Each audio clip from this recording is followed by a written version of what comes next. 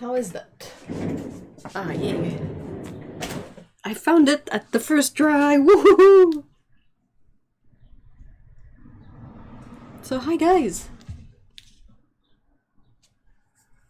Tell me how loud it is, because I had to adjust the settings for when I record voiceovers.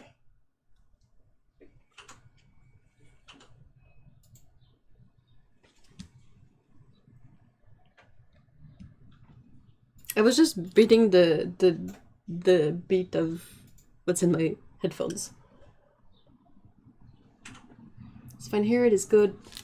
Awesome. Also, I'm trying to film with natural light today. Hopefully it's gonna, you know, not look any worse than usual.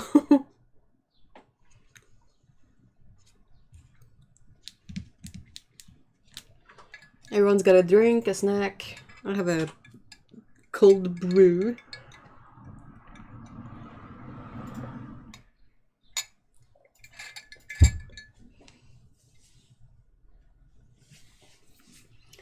So I was saying hi to everyone. So hi Lise. Long time no see, so nice to see you. Hi Cyan, hi Box of Paint, hi Dominic. I saw that Lindsay was here too.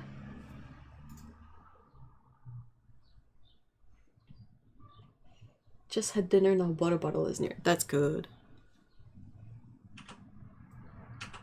Do you guys have a like a favorite bottle you like to use for water? I know it might sound like a stupid question, but I'm really curious. I usually just have a mason jar. Like we have the ones with the handle, so they're like big mugs. But if it's summer and I want some cold water, I take out the double wall mugs I have and put water and ice in there so it stays really cold and it doesn't sweat. You know, guys, I hate like drink vessels that sweat.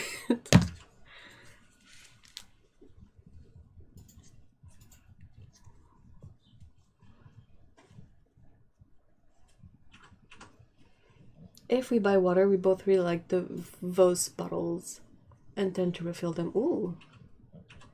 I have tall glass that has the... And I'm gonna go use Zig water bottle. Oh, a glass with a duck. That's definitely a winner.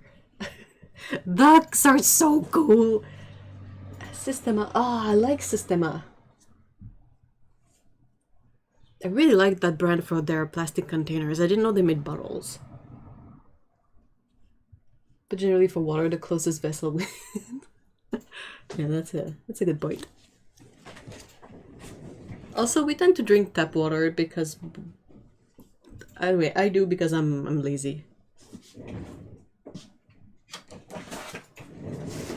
Though in the summer, we also put a big jar of water in the fridge so it's cool.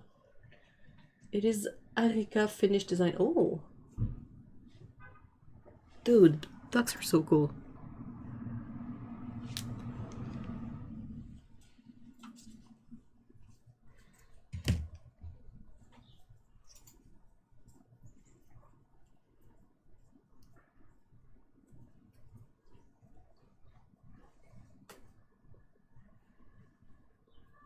Yeah, I really don't mind drinking water that is not cold. I mean, cold water is great in the summer, but it's more the condensation on the glass that really bothers me.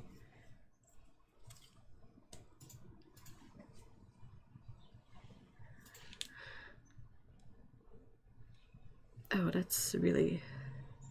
My acrylic gouache is kind of old and has a bit separated. So even if I try massaging the tubes, it's not always a perfect job. If I need a thermocup, I have a Contigo one that I love. I can drop it upside down in my backpack and not spill a drop. Oh, wow. Dude. I've got a big Rita thing and used to keep it in the fridge, and as much as I miss the old crisp water, my body's way happier. Oh, really? I prefer temp difference. If I'm super hot, room temp is fine. Oh, okay. Yeah. I recently had a snow cone and... What are elotes? Or elotes? Hi, Dominic. Did I say hi? I think I said hi.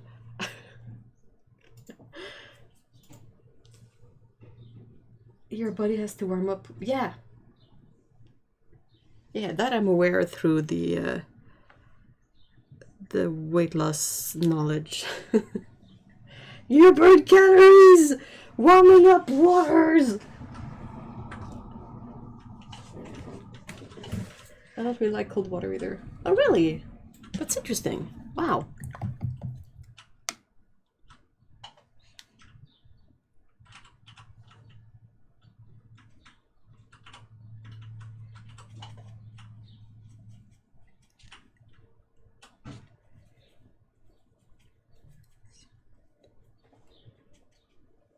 Elotes is corn, topped with chili powder or hot sauce, white crumbly cheese, and a mayo. Ooh, or Mexican crema.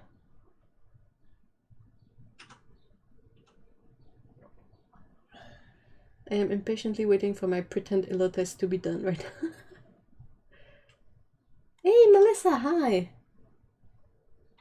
Whoa, Silent, that's so cool!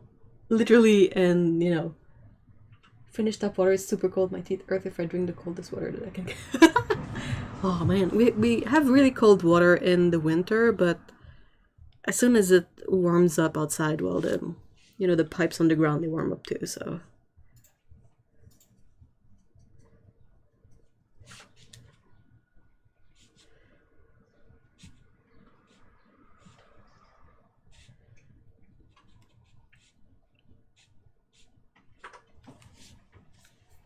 The cold make my... Oh, really? That's interesting. Something to sort of keep in mind. Like sometimes when you're like, what? Why do I have a stomachache? And if you can think to remember that cold water can cause that, that's helpful. Now, I'm a heat generator, so far I don't have any issues with it. But the cup version is just trading. Oh my gosh!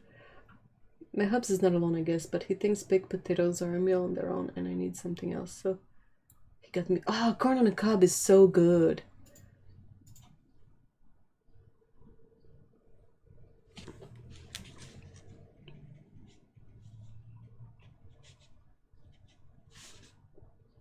Fresh corn on the cob, that's gonna be soon-ish.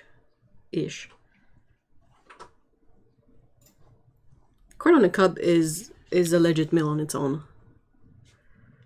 I mean, if you're still hungry, just eat one more ear of corn and...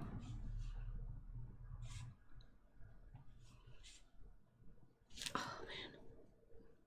I'm having like fantasies of biting into a good ear of corn. And I agree that baked potatoes are great. I like steamed potatoes, and they're also great like the next day when they're cold. You can sort of make potato salad with them.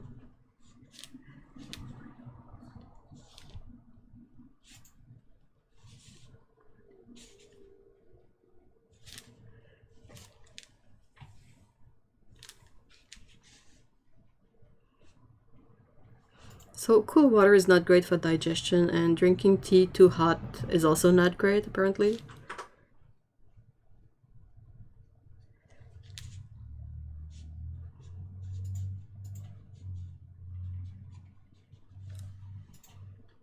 He bought me some powdered Scotch bonnets. Ooh! And he's regretting it because I'm putting it on everything. And the corn is going to be spicy. How high are they on the Scoville scale?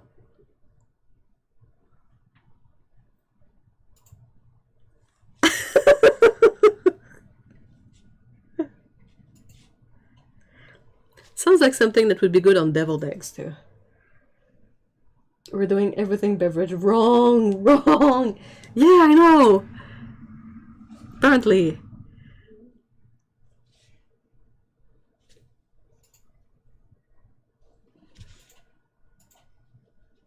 Like, if you like your tea piping hot, that might be, like, cause health issues? I don't know.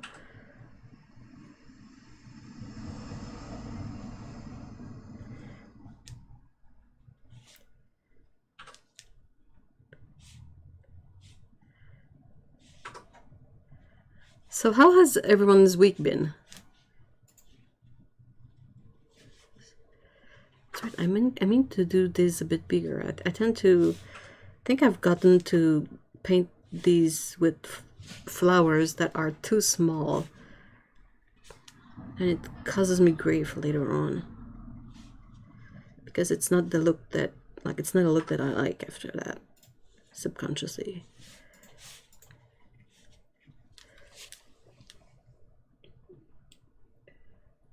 Oh my gosh, that's a lot of Scoville units. The flavor is out of this world good, but is right at the edge of my limit. Right now I feel it looks like you're painting gorse. Is that a typo or is that a thing?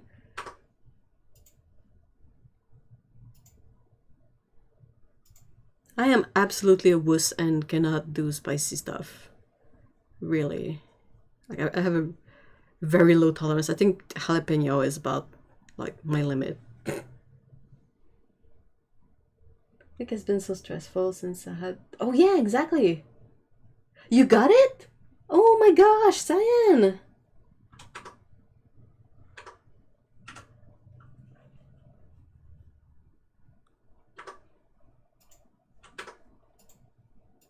Oh, that's so cool, congrats!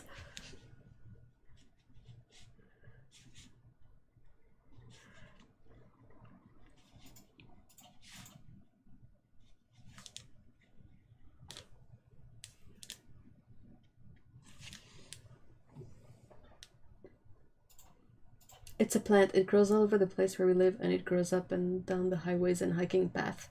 Super bright yellow flowers and smell. Ooh, that sounds great though. How did it end up with such an ugly name?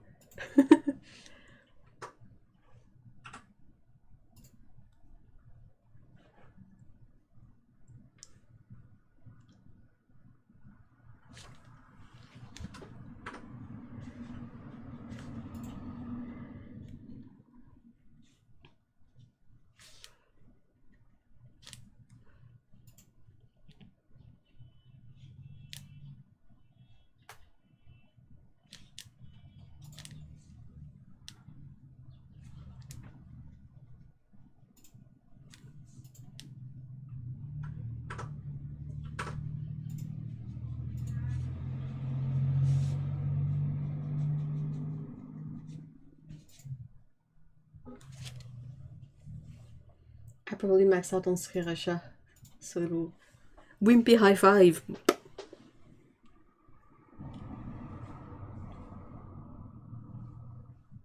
It's all downhill. Downhill coasting, yeah. There's a bit of a difference there. I will post some pics when listing is left on... Oh, awesome! Also, don't dox yourself.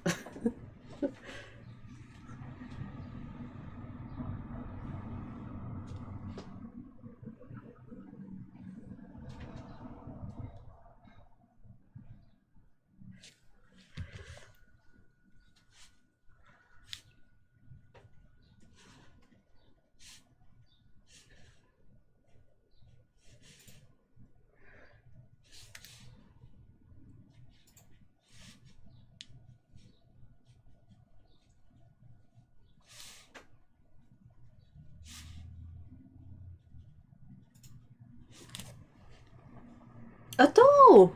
Hello! Hi! That was like the winning card from my Spanish friend English translation was, I hope today is the least happy day. Oh my god. Yeah, that's a bit, Wait, hold on. And then suddenly it made so much more sense and was one of the sweetest things anyone has ever said to us. Aww.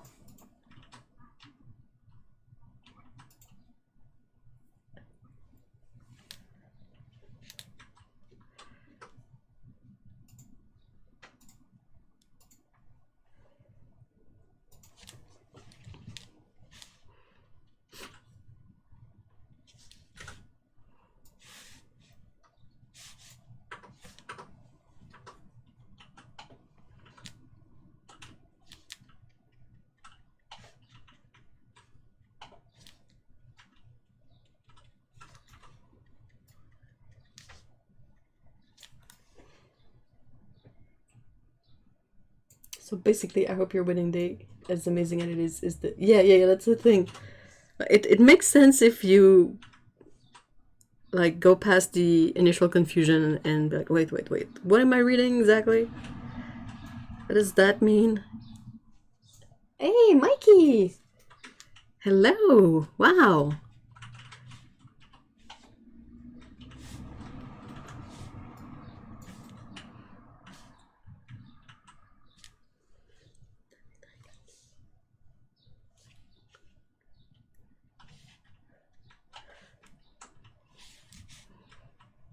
In other news, I'm eager for Monday when the the Deb versus Heard trial resumes. It's been such a weird thing to witness.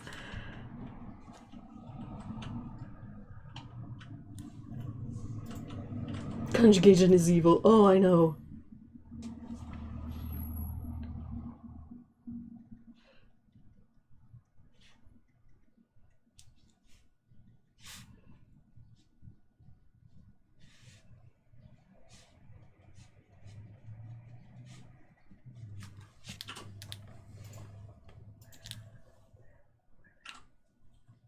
Hanging out with friends and having to be at boring family birthdays and also being here on Fridays. Thinking it was Saturday and I could... Oh no! My friend worked for a Japanese company for years and she got admitted to a great school and her boss wrote, "Never stop to dream," in her card, and it's legit one of my favorite quotes of all time. Yeah, that's a good one.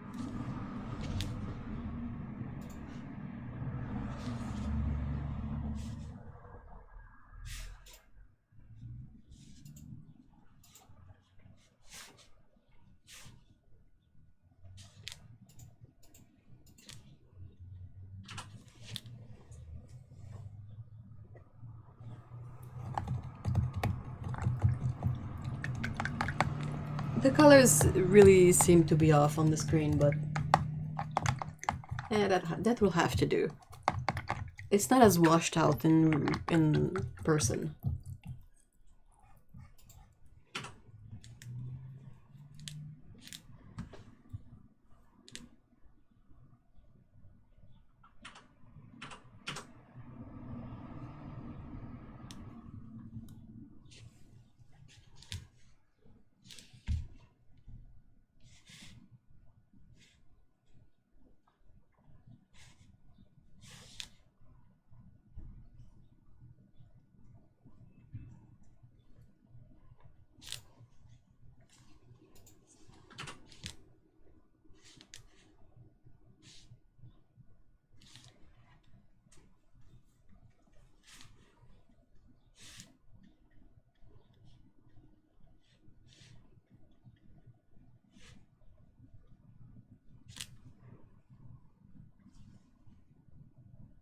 Like a shark. I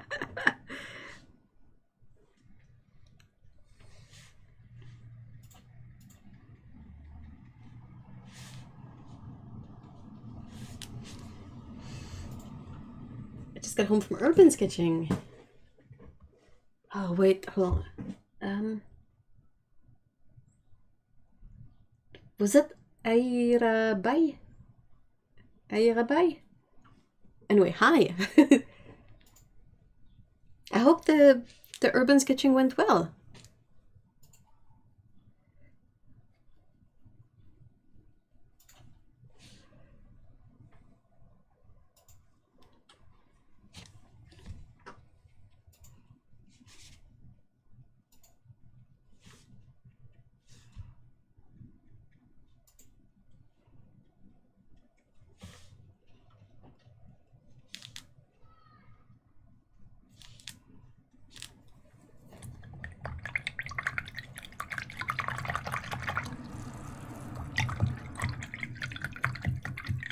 We had like double the... Whoa! Wow! That's so cool!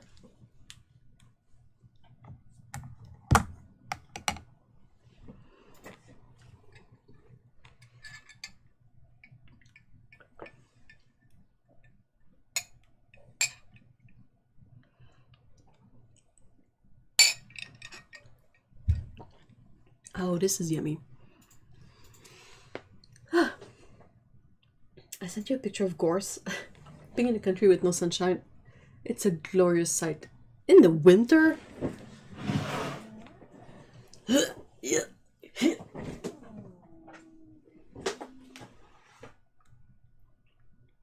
Oh. Alright.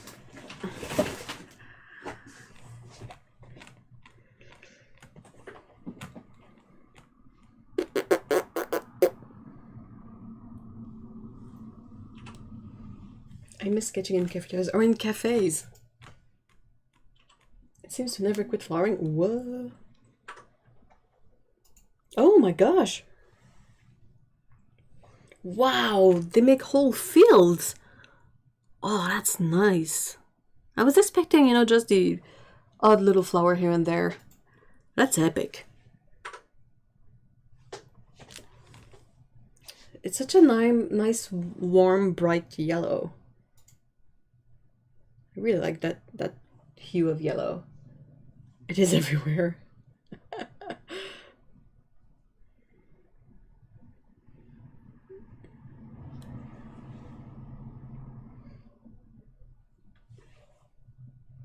And it can be 6-7 feet tall. What?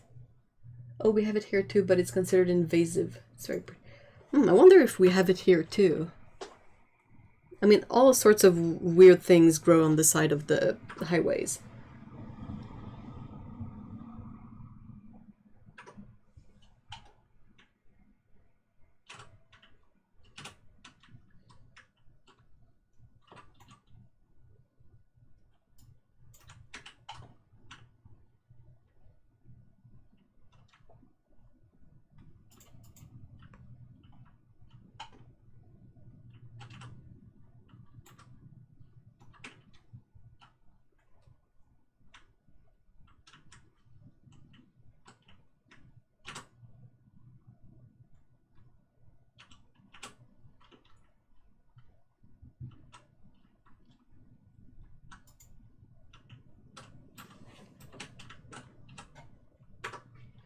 I'm sure it is invasive because you either see one or two or hundreds.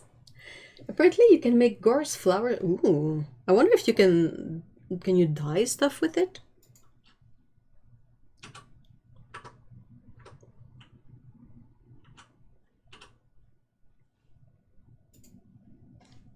Hold on, let me see.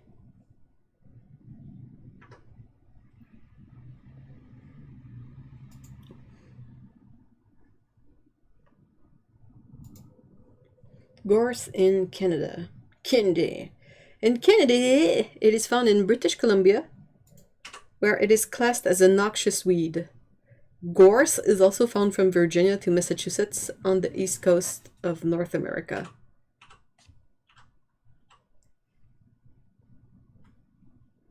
Oh, but it's so cute! Oh, the flowers are lovely. I love it. I want it. Come here. Hey, Erica. Hi. If it didn't sound gross. Gorse. Yeah, it sounds like a weird mix of gore, worse, and I don't know.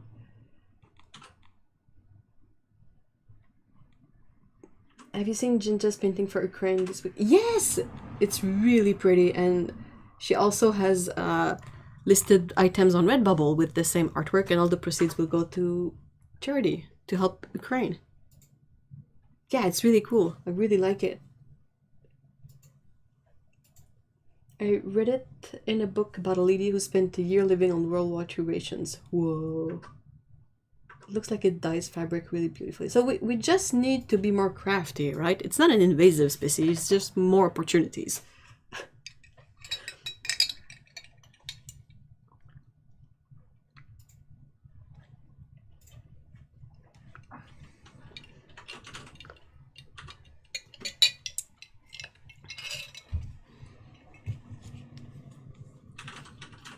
I love those YouTube videos where they open the cans from like 50 years ago. Yeah, some are really weird. On that note, below the sideways. Is coffee in US or Canadian dollars? I don't know. That's one thing I have a hard time figuring out, because Patreon will be one thing, and then at some point Patreon went like, oh, now you can offer your local currency, and it just messed everything up. And I think it's, I don't remember. I much prefer coffee though. Well, Ko-fi. It's such a nicer platform than freaking Patreon. Like, even if the people at Patreon were like super kind and super nice, their website, the whole like user interface is really, really not good. It has the stupidest system for replies and reply threads and all that. Like, it feels like something like even LiveJournal did better. Singer, and I know how much I'm trying to. Oh. Hold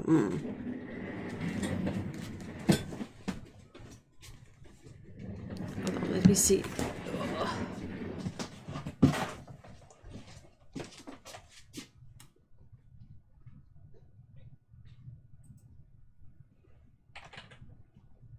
Ko-fi.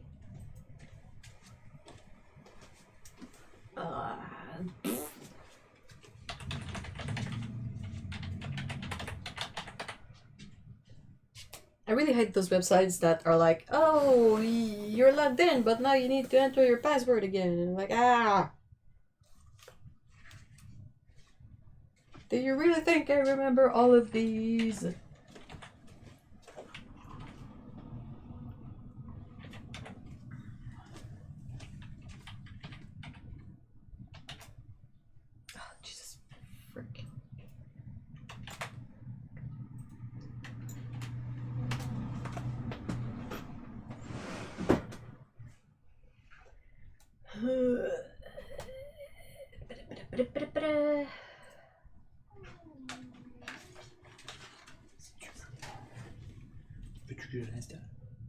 Oh, it's in Canadian dollars.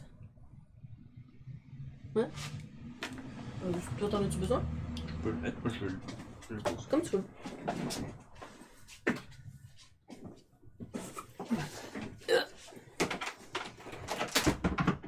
Hey, Paolo! Hello! Cooking anything amazing? Oh my god, yes. Password manager, stop remembering passwords.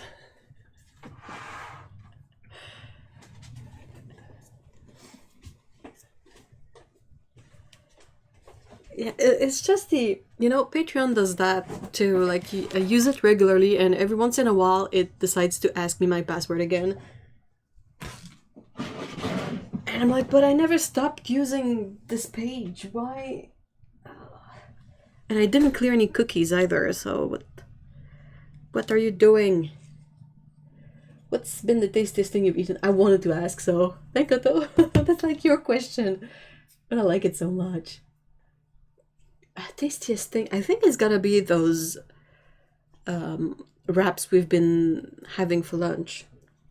So basically take a tortilla wrap and like some mustard, some mayo, hard-boiled eggs.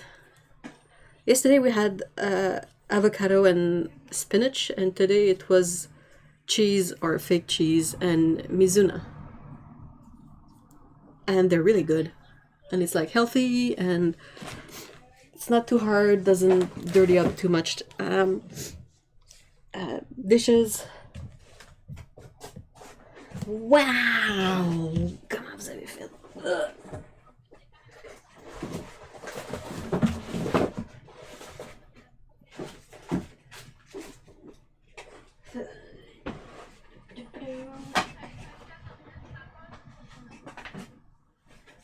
Hold on.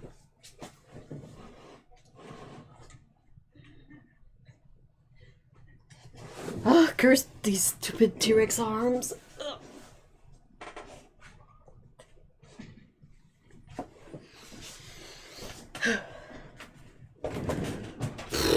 Okay. Sorry. It's good practice, but Hubs uses a password generator and it's all Q-Berts wearing it impossible to remember your own. Yeah, that sounds really handy, but I'm kind of nervous about what happens if you sort of like have an issue with your password manager. It's like all the eggs are in the same basket.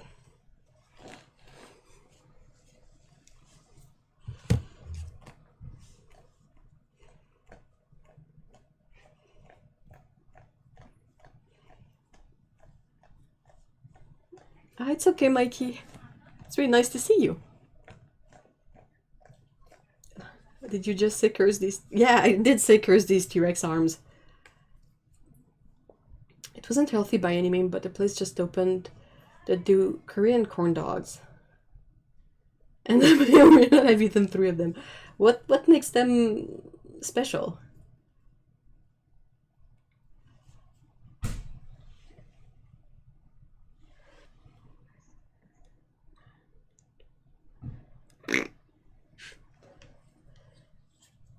Seriously, like I'm super short. Consequently I have short arms, and since I'm short, the chair is always like hiked up the highest I can make it, and that means that if I drop something, well, it's gymnastics to pick it up. I sync my basket with syncing to my different notebooks and phones, so there's always a current version somewhere. Oh, okay. They can be covered up in a few different things, but smashed up ramen panko on the outside. Oh. Ooh.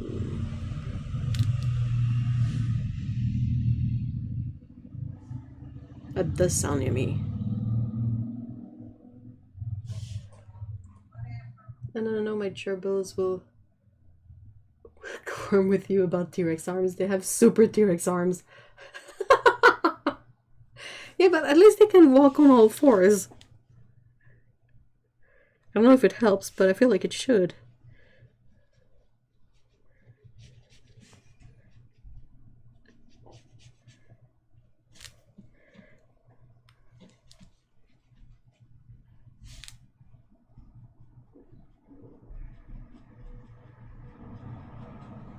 Oh, Otto, I have a question for you. Okay, so yesterday we got our usual sushi for Friday, and we usually get a roll that has eel in it, and tempura, and avocado.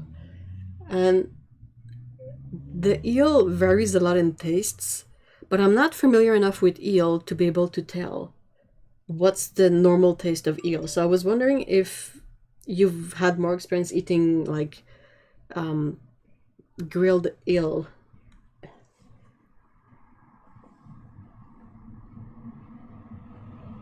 And the hot dog was only half in. Had the fired octopus? What? The top half of it was cheese. Oh my gosh. Oh my gosh.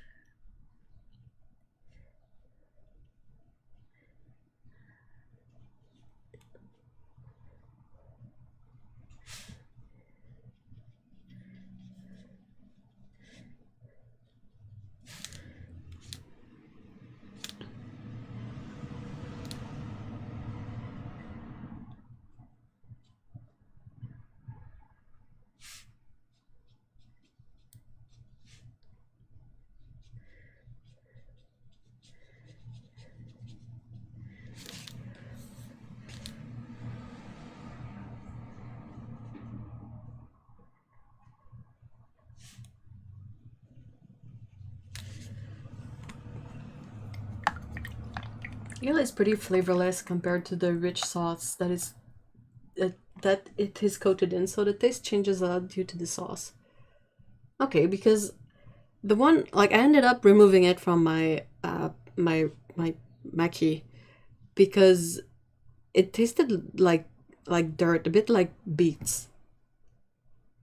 And I was like, just that's just not right. That's wrong.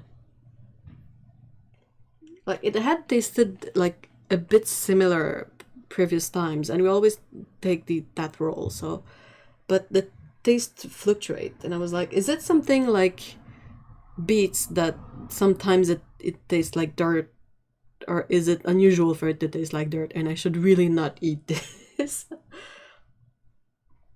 Never had eel. Hope I never do. Oh. If you cut the bottom half of a hot dog downwards, okay, into quarters. Oh, yeah, okay. Yeah, I know. I was flummoxed for a second, but yeah, of course. Also, they could be using anago, sea eel, and calling it unagi. Yeah, that's possible. I love grilled eel, but just can't do the London version of eels. Oh lord, no, it doesn't sound right, right? Oh, is it eels and jelly? Like jellied eels? That's on par with surströmming. Lol, beets are meant to taste earthy. Yeah, but it's still gross. Very unusual for it to taste like that. Okay, so I ended up, like, I removed it. I did the test, I took a piece and I removed the eel and I, like, ate the rest, and it didn't taste like dirt. So I was like, okay, this is really the eel that's the culprit. And we haven't been sick, so...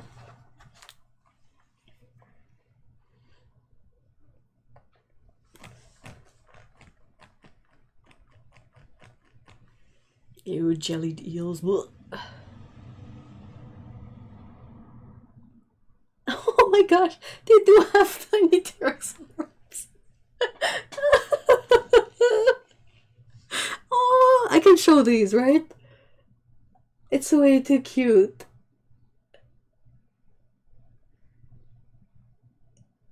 Then the peanut is replaced with eel. Oh, dude, grape jelly and eel. Oh, what a murder. She's adorable. But yeah, definitely. This is so cute, though. Oh, she's adorable. Dang, they got a good manicure on those paws. Oh, they're adorable.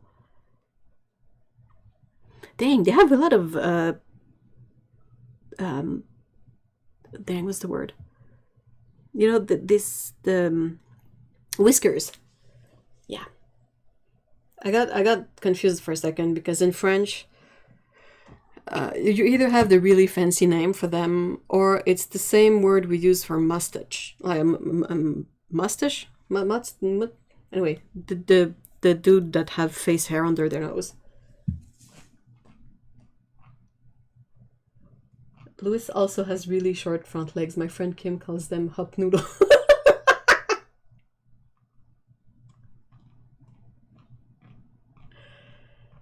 Beets should taste sweet and sour. No, they don't. I think it's a gene thing. Like genetics.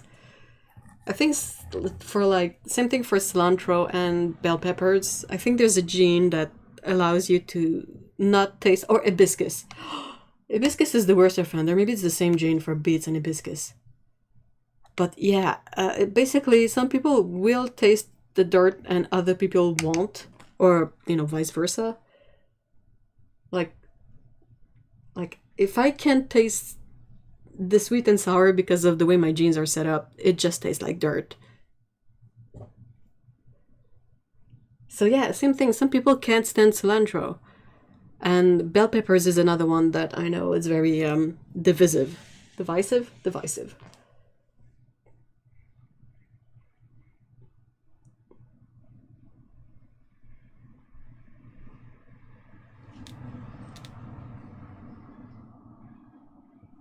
Do you happen to find, like, gerbil whiskers in when you clean up the pen, Otto.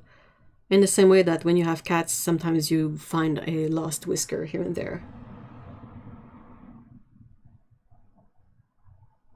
But much to my obs and annoyance, most Italian seasonings I feel the same way. Oh really? You find that it tastes like dish soap? That's peculiar.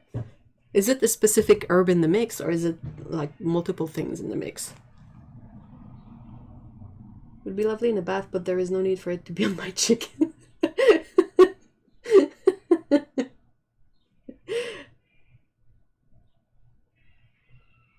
I've never tested the cilantro theory. I'm Hispanic, so I assume I'm genetically...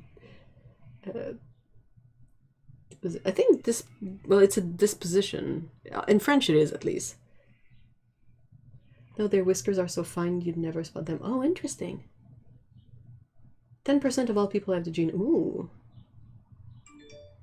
Rosemary is the smell that I love all over the place, but not in my food. Oh, really? Interesting.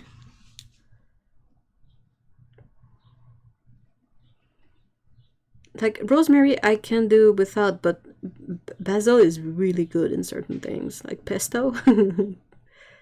So, I guess pesto is probably one of your least favorite things. Mustard? Really? So you don't, even like when it's prepared, you don't eat like Dijon or yellow mustard. Wow, interesting. Cilantro tastes like soap, but delicious soap.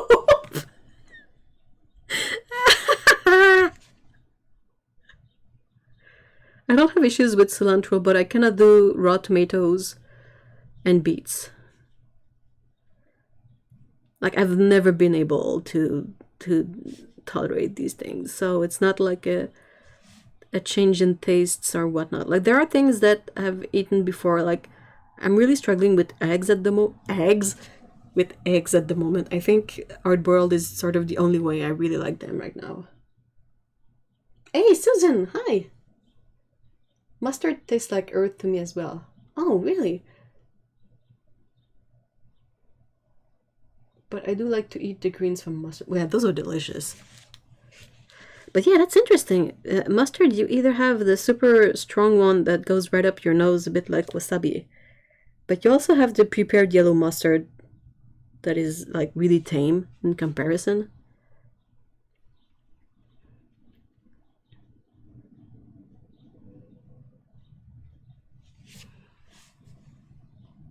Hey, Carolyn, hi. I'm painting another one of those abstract floral thingies I've been doing. It's just the like it's fun and chill for me, and I kind of enjoy doing these. I don't like any of them mustard, yellow, or Dijon. I can't do Dijon. It's too spicy. I don't mind tomatoes, but I hate the chunks with greens. Well, I think everyone would. This is the part you're supposed to discard. Like, bleh. American yellow is fine. Yeah! Yeah, neon yellow mustard. High five. I can't do, like, Mr. E as a really fancy, nice seeded mustard, but it's basically like mustard flavored wasabi. Like, just smelling it and my nose crinkles up. It's strong. And I'm like, how do you even eat this thing? I can't.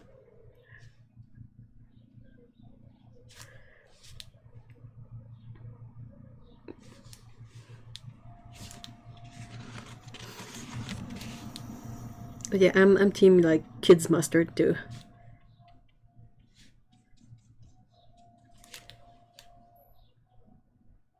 Okay, let's keep going on that sort of trend with another question. What do you put in your burgers? Okay, let's say you have a bun that you can eat. So if you need specific type of bread for buns, imagine it is. And then you have a patty of some sort. What else would you put in there? Like the most basic setup for a burger. You get this amazing mustard at Chinese restaurants in the States, and I love the heat from it so much, but it's just like putting spicy mud on my food. I made Coleman's mustard from scratch when I moved over Mountain Heights. What's in it? You're not supposed to put hydrochloric acid in mustard. We got an amazing deal today. 2 baby bottles of Prosecco. Not for us. 2 cold drinks, 4 cakes, and a pot of tea for... Whoa, what? What? Dang, that's hard to beat in terms of deals. And a 270-degree view of Edinburgh skyline. Oh, wow. Oh, that sounds amazing. Okay, so Dominic says only ketchup and cheese. Sometimes lettuce, maybe. Otto says relish, pickles, jalapeno, and ketchup. Oxypaint says... Oh, okay, that's the coolness. I often use hummus for my basic hamburgers. Oh.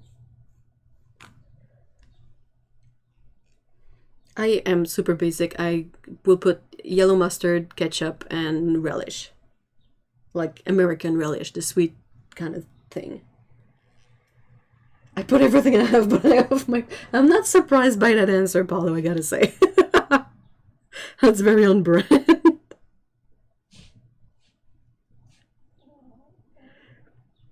I've never been able to enjoy like lettuce. Well, tomatoes are out of it anyway, but like raw onions are just way too strong for me, and lettuce just gets limp. I would rather have the piece of lettuce on the side, you know, so that it stays a bit composed, and eat it like on its own rather than have it in the burger. Neither of us are couponers. Wait, was that through a coupon? Oh, yeah, you had a voucher. Okay. Whoa. That's a good voucher. That sounds really cool.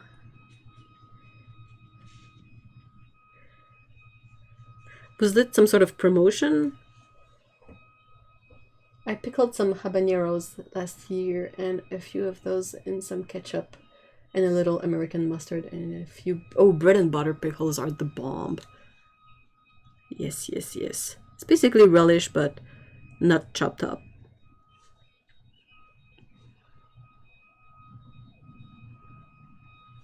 I've seen sweet pickles get such a bad rap.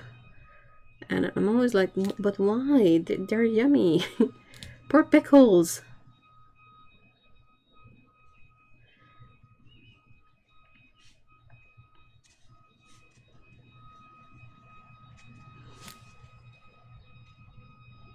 Good God, limp lettuce and burgers wraps is the worst. I know, it's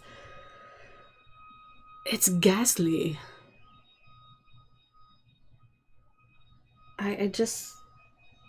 Red Kool-Aid pickles. Yeah, that's a thing. That's amazing.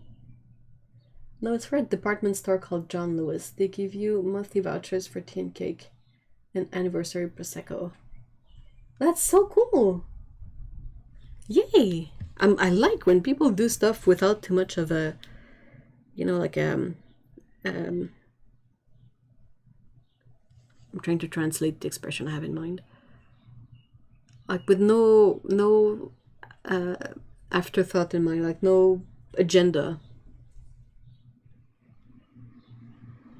I mentioned it before, I think. Yeah, and I've seen it in other places too.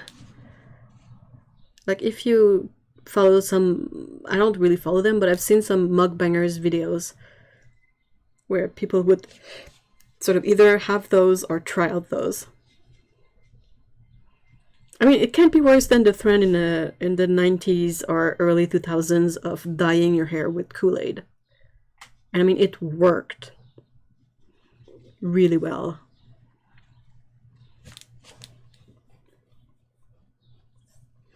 I finally started pickling my own red onions and I'm mad I didn't start because there's...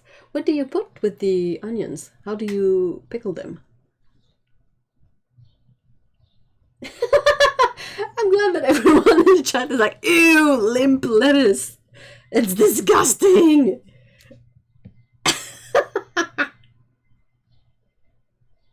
It works in tacos because everything apart from the main filling is cold too. And I think that sort of, unless you get Taco Bell, but I think sort of the idea with tacos is that it's been just made and lettuce is like the almost the last thing on top, so it hasn't had the time to go limp already. But yeah, I mean, ugh. And you know, it gets hard to sort of cut when it's too limp. And if people have tomatoes and onions in there and they just pull the whole thing in the first bite, it's just gross. No, no, no, no, no.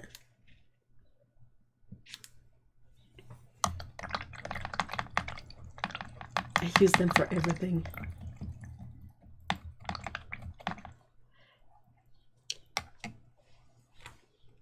It's very easy to pickle onions. Yeah, I mean, it's kind of easy to pickle anything, honestly.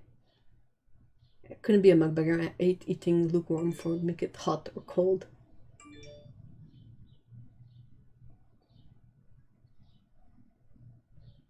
Here comes your vision.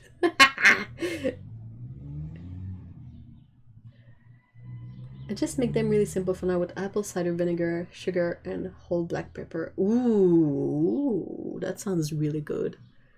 It's like caramelized onions. It's so much work, but dang, is it good.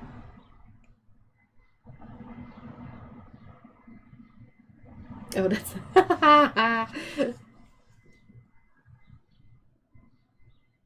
Oh, it's just random notifications on my phone.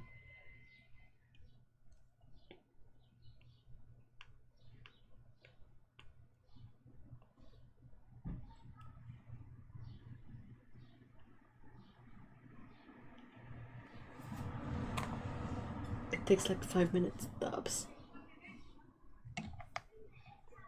Does that make them a bit less strong and pungent?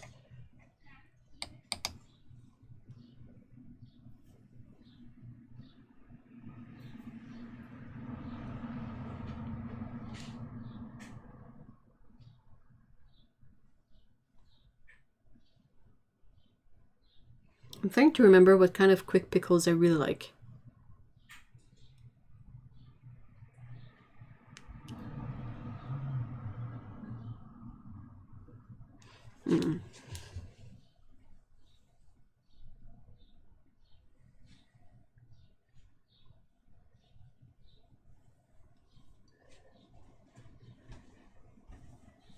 Oh, daikon might be one. But that's stinky. Oh, pickled daikon is so stinky.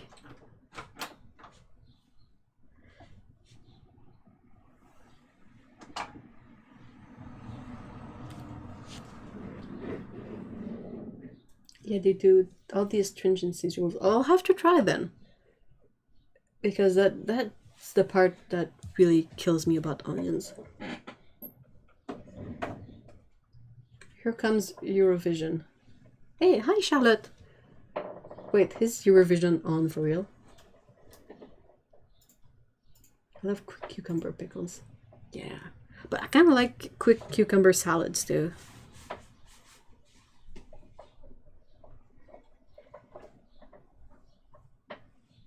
Also got into pickling turnips and they're god tier.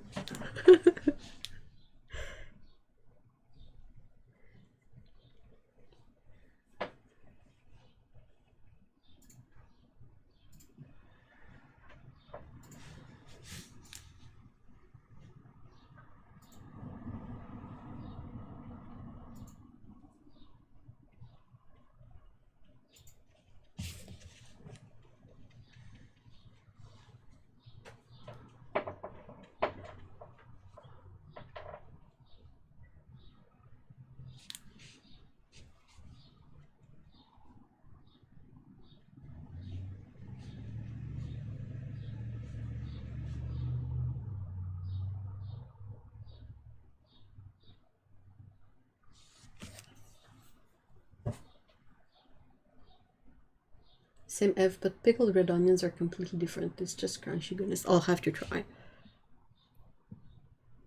I'll get a red onion, and I think I have apple cider vinegar, have peppercorns and sugar. I'll try that first because the bit of sweetness might be what like really convinces me. Give me some of that sugar.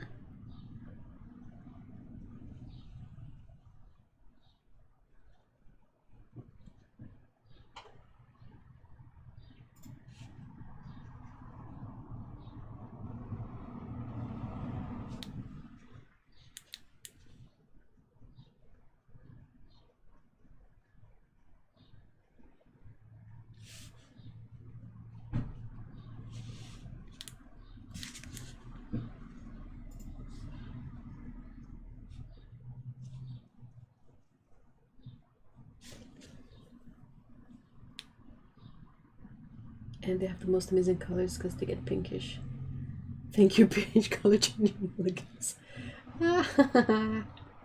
Very good on burgers, very good in ramen. Just very good. Ah, burgers. This the season of the burgers. When you take walks outside and it smells like beef and ketchup.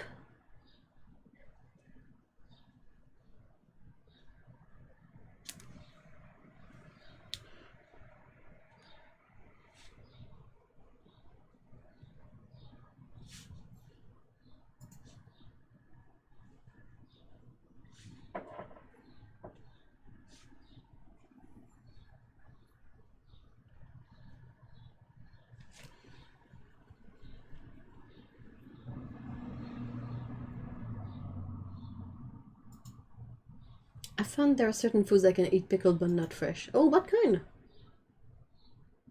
Hub's got some kind of new meatless thing and the packages just say, "This is not chicken!"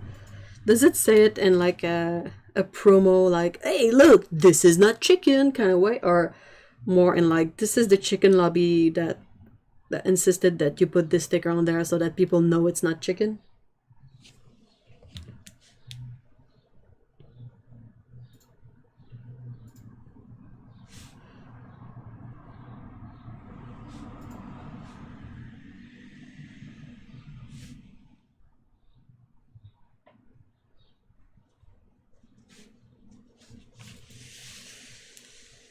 Running a bit to and fro today. I have to get some stuff ready. Oh, what do you have tomorrow if you can talk about it? Like in 1984, the book, kind of white package and black stamp sort of. That's kind of creepy, actually.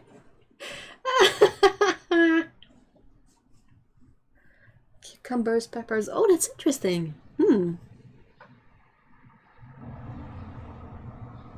I really wonder, like, that makes me want to know more about how the process of pickling modifies the components of the initial item so that now you can eat it or not.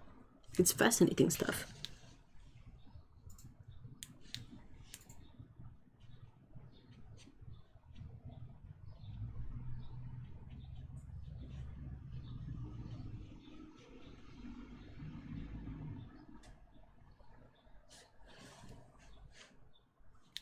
I hope it also says what it actually is. Yeah, that would be cool. I can eat super hot chilies and my IBS is totally fine. Eat the green pepper bell and I'm... Oh no! Can you eat like a red pepper bell? A red bell... A red bell pepper. I really like the Impossible Burger from Burger King. Wait, I'm trying to remember who makes the fake meat for that. But some of them are really delicious. Like it doesn't taste like steak or whatever, but it still tastes quite good. We're going to be filming a dance video. Oh wow, that sounds so cool, like so much fun. I have to get my costume ready and some of the... Oh yeah. Are you looking forward to it or not really? Red, yellow, and orange are safer bets, but occasionally they can get me too. Yeah, because basically green is unripe. So it would make sense that something in the unripeness of the veggie...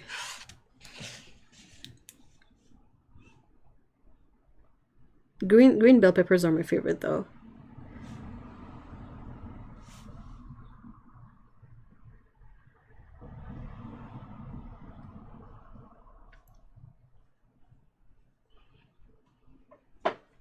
Though, cannot talk about bell peppers without mentioning the bell pepper burps.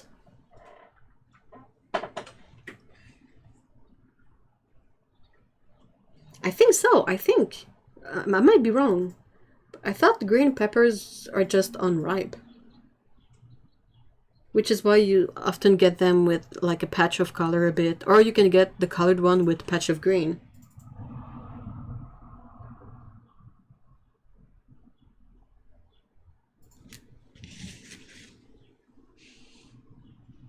I would have to fact check that, but that was my impression. Oh my god, bell pepper burps. They're disgusting. Like, I don't know what's happens with that stuff.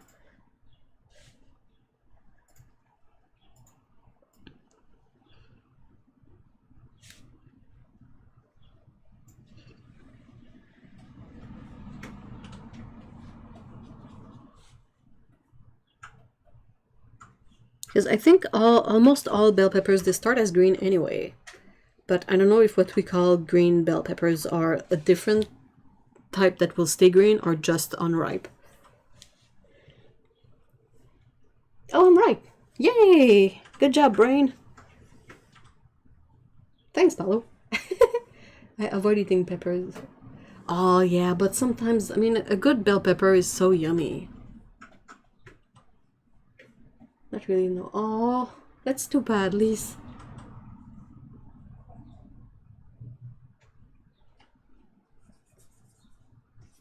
It's gonna be something to, it's gonna be a good story, if anything. Like, you can talk about that time that you went to the beach to film a dance video.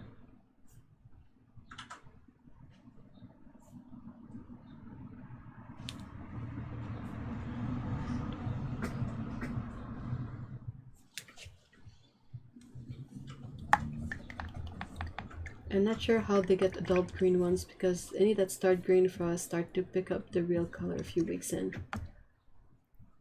Yeah, it's gotta be a different variety that grows like big and then ripens. I'd pick asparagus pea over bell pepper burps any day. Well, at least, I mean, the asparagus pea, you sort of don't have to, like, it's not a constant thing. You go to the toilet and that's when it happens. But aside from that, well, the burps can happen like anytime.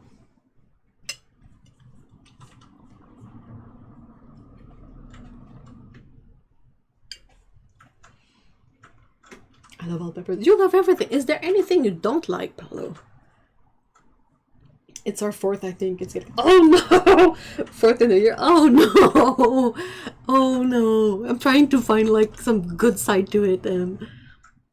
Hold on. What else?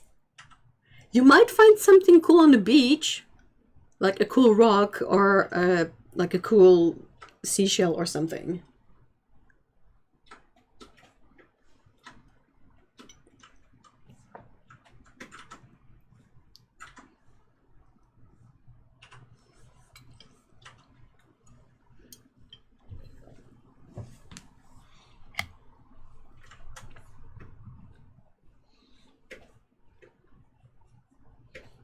Oh yeah, glass. Natural glass is cool, but also glass that has been like all softened by the sea is quite cool. There's a word for it, but I can't think of it right now. There will probably be cows though, and I love cows. Oh, that's cool.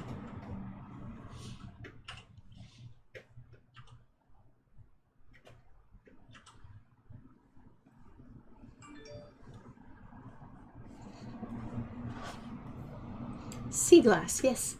Thank you. My brain is not 100% on the English register today. Oh my god, one of the hosts for Eurovision. So it is on right now. Huh. Then my body is triggered.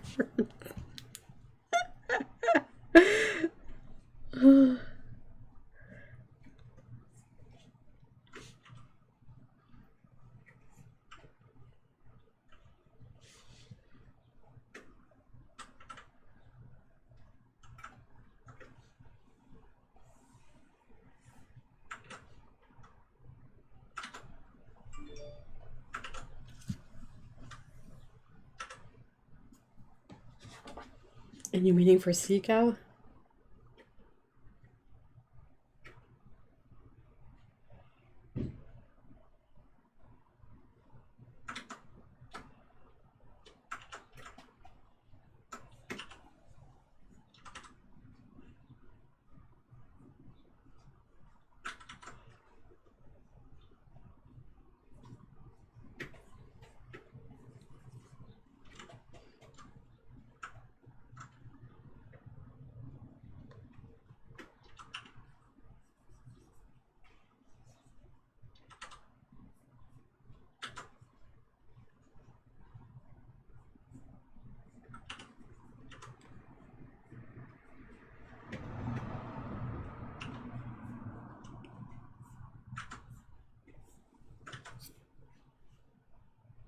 step out of the way, dugongs.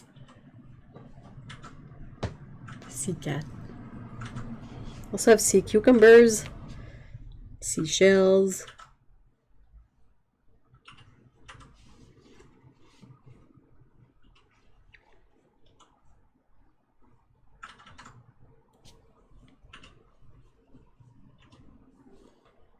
Hey Val, hi. Sea glass is so cool. I think you can find sea pottery too. That's pretty cool too, especially if one piece still has the like the glaze and all. It's really interesting find on a beach.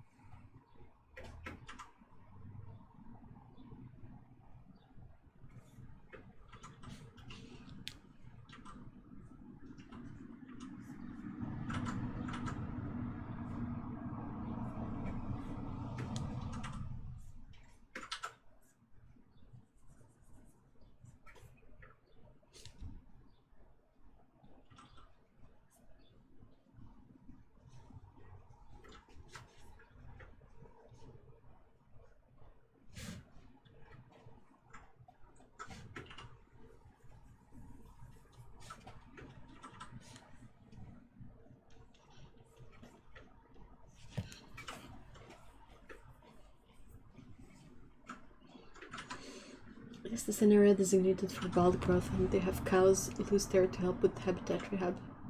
That's what's called. Ooh, that's so cool. It has stone beach and. Ooh. Were you asking me if there are things I don't like eating? Yes! Yes, I was. I'm gonna preemptively call lumpy elephants on sea cucumber. Yeah, I don't want to expand on it. It's just that it's one of those things that is named sea something weird. But yeah, they're pretty gross.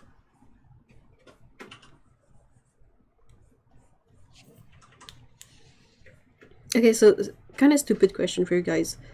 Is anyone else here kind of scared of boats? Or maybe not scared, but like really unsettled by them? Like the bigger, the most unsettled. There are things I don't like. Awful raw eggs. Well, raw eggs, unless they are whipped into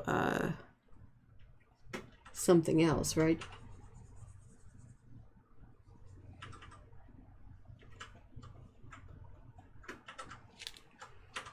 I really don't like boats.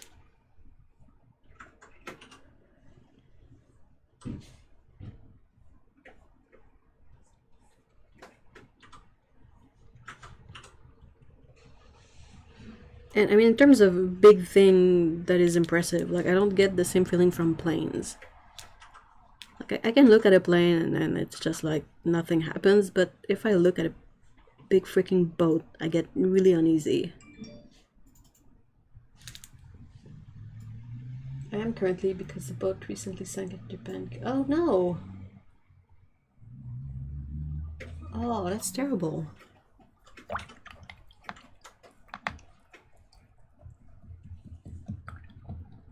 But I've been discovering that if you season things well, almost everything is really... Yeah, me. Is your fear exclusive to boats? No, planes are okay.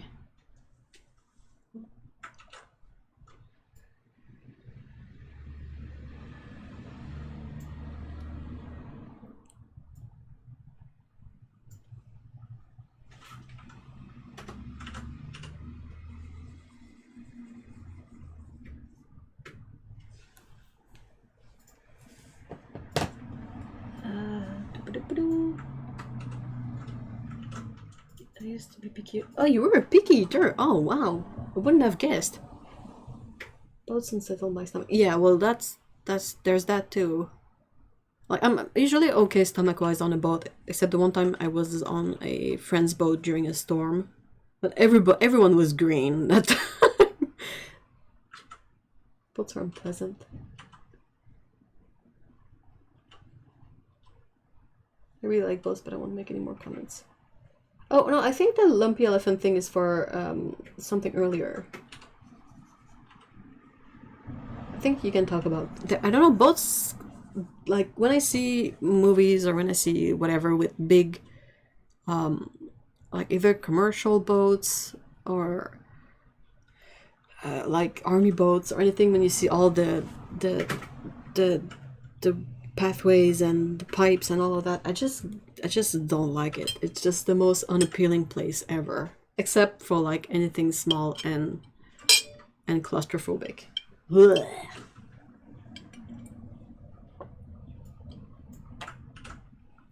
Spelunking, no thanks.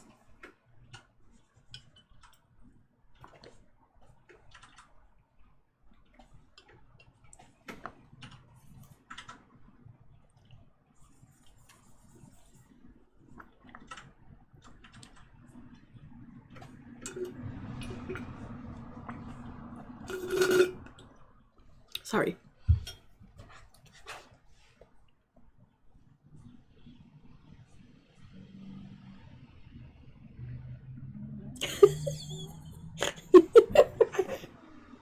Oh, sorry guys.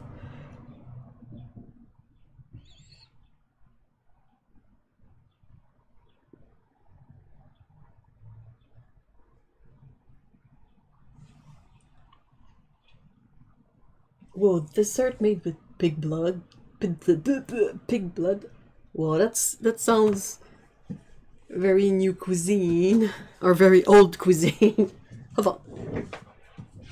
Yum.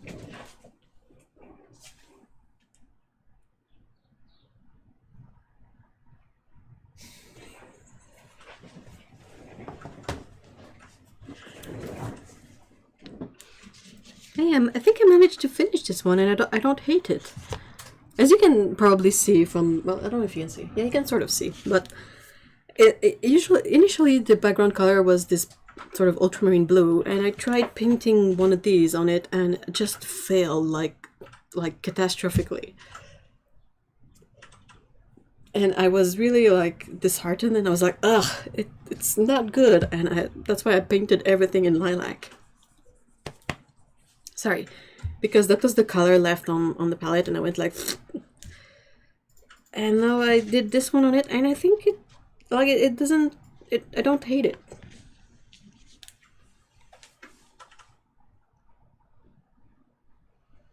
Most of my entertainment is horror related, and I'm good, but if you really want to scare the bejesus out of me, put on a documentary about building the channel? What is that? It's a very old recipe. Yeah, that's what I figured. I thought either it's something like very modern, like one time when I went to a really fancy place and they served us mustard ice cream, and it was delicious, and you're like, okay. Or it's a very, very old thing from back when they had to make do with what was on end, and were super creative about it. The channel tunnel? Channel is the tunnel. Wow. Well, I don't know if you don't want to talk about it, that's perfectly fine, but I'm just curious, like, what element of that event unsettles you? Like, just broadly. And if you don't want to talk about it, perfectly good too, just nix it. And what's the wildest, weirdest thing you've ever... Well, I mean, mustard ice cream is quite high up. Like, it was a really, it was an event. It was a really special dinner in many, like, small meals. And it was molecular cuisine, I think. My memory is useless for that stuff. And so we had many, like, small portions of things to try out. And one of the things was served with mustard ice cream. And I was like, okay. And I remember it being like, I didn't expect it to be bad, but it was still much better than I thought it would be. Like, if they served it in containers, I would buy one. That good. tasting menu. Yeah, I think so. I think that's the proper word. So completely under the channel. It's the cramped train that... Oh yeah, oh that's terrifying. Live shrimp. Ooh, wow, that's peculiar. I don't like savory. Well, that's the thing. It wasn't really savory. It was still sweet. So that was the part that was sort of surprising about it. We were on a survival trip as kids, and that was just like, jeez, what? No. They should have taught you how to like cook it. That's a bit peculiar.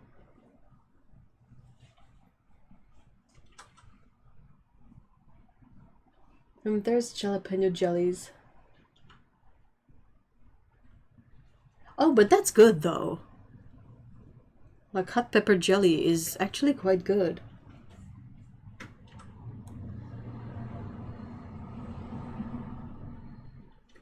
She's very gross. Yeah, I don't know about eating live creatures.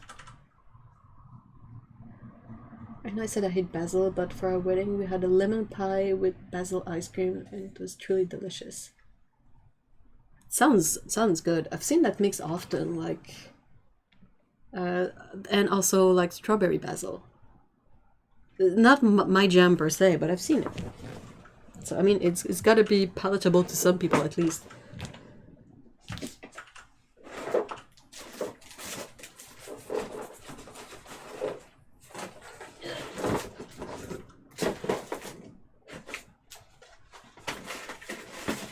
Aha, found it.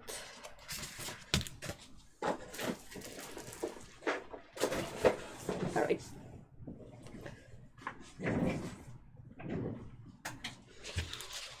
So I have a sort of viridian green, phthalo green backdrop. I have a shimmery one and an orange one. It might not show super well on camera. I thought I had disabled the autofocus. It's supposed to be disabled.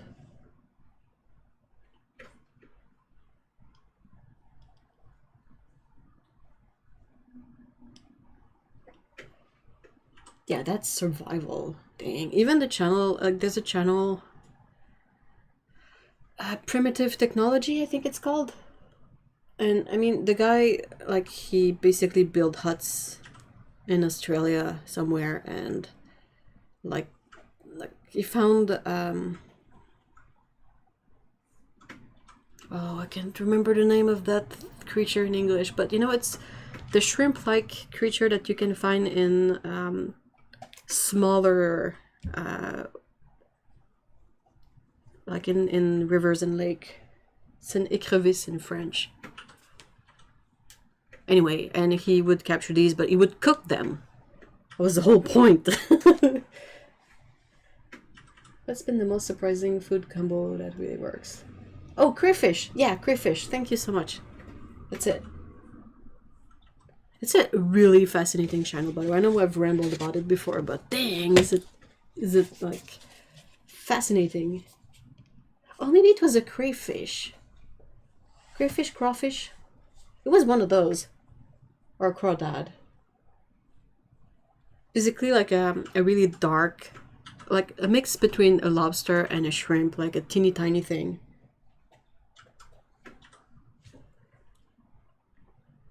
But yeah, also he grew some yams and ate those, and he cooked the crawfishes. Surprised I had to find out that our black pudding had cinnamon and it quite works. Ooh, cinnamon is a gift. I love cinnamon so much. Oh, the savory one. Well, I mean, over here, a very traditional meal in sort of a bit north of where I am in Quebec is what they call the tourtière.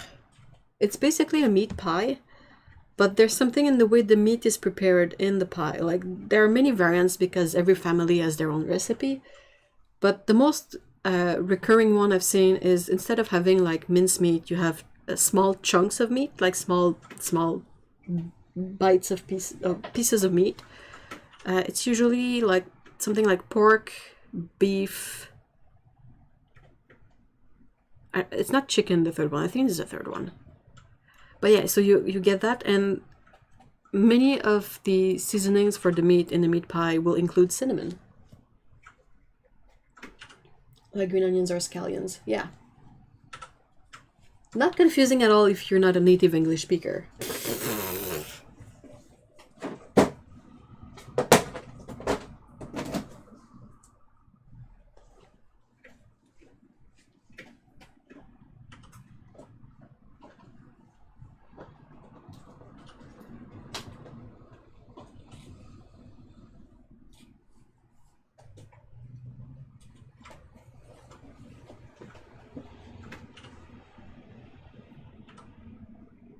We had a French roomie for a while, and he kept asking me to grow chives.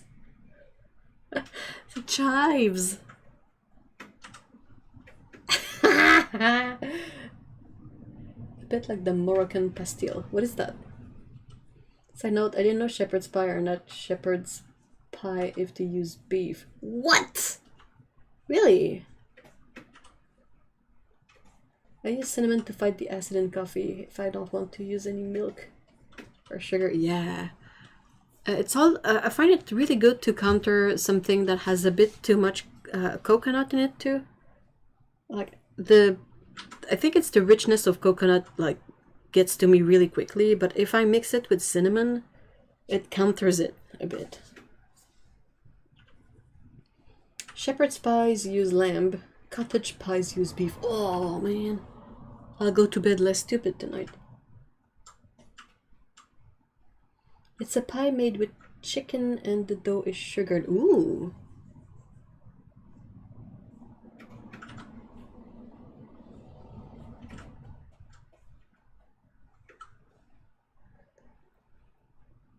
What do you put into these? Are these like shepherd's pie and cottage pies? Are they pies in the sense that they have like the dough underneath and on top?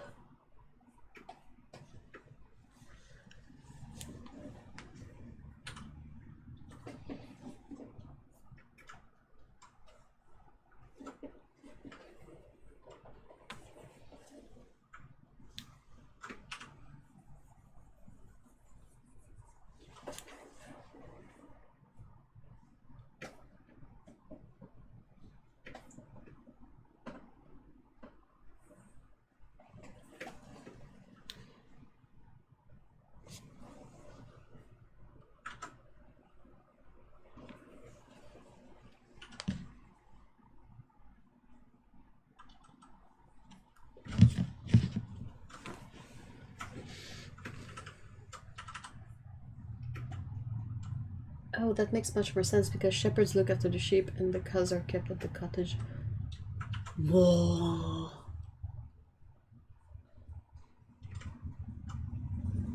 As much as the Brits love a crust pie, shepherd and cottage are potato topped. Well, do they have like crust at the bottom too? They have a layer of meat and they are covered. Yeah, I'm asking these questions because I'm leading to something and I want to make sure I get it first, but it's just meat and veggies covered with mashed potatoes. Basically lasagna with a mashed potato top and no noodles. Well, okay, so I don't know what to... That's always been a kind of an issue to try and sort of figure out what this meal here, what it corresponds to outside of Quebec. Because it's the name in French is both like nonsensical and borderline like racist nowadays. But we have a thing here that is called pâté chinois.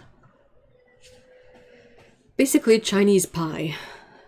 And it's the same idea as shepherd's and cottage pies in the sense that you don't have any crust on or anything, but it's basically ground beef, corn, like corn kernels, and mashed potatoes on top. and it's always been called pâté chinois here. Like that's the name you see in recipe books and all that. So the Chinese pie is the name of it. But I've never really seen, like just visually speaking, a corresponding meal elsewhere that has this triple layer thing with the beef and the corn and the potatoes on top.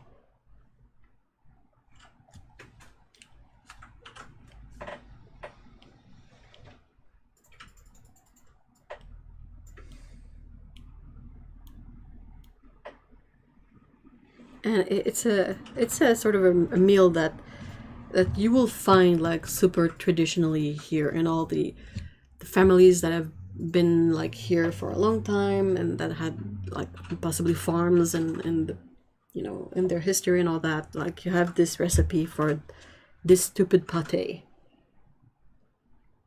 Well, the other pies don't use corn so much as peas and carrots. Yeah, but I don't like I said, I've never seen anything like it, and I'm not sure, so don't quote me on this, but I think it's called Chinese pie because it was the meal they would serve to Chinese immigrants as they worked on the railways. But I'm not sure. I don't know if it's like urban legend or actually the thing. But it's just such a weird contraption meal with nonsensical name.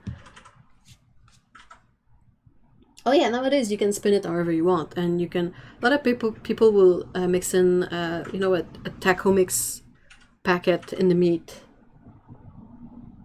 But yeah, it's not a meal I enjoy because the way my parents would make it, it was really gross. I probably rambled about it before because it's disgusting and it's trauma. Yeah, I don't think potatoes were popular in China either, and yeah. So it's definitely not referring to the origin of the recipe. It's more referring to who it was served to.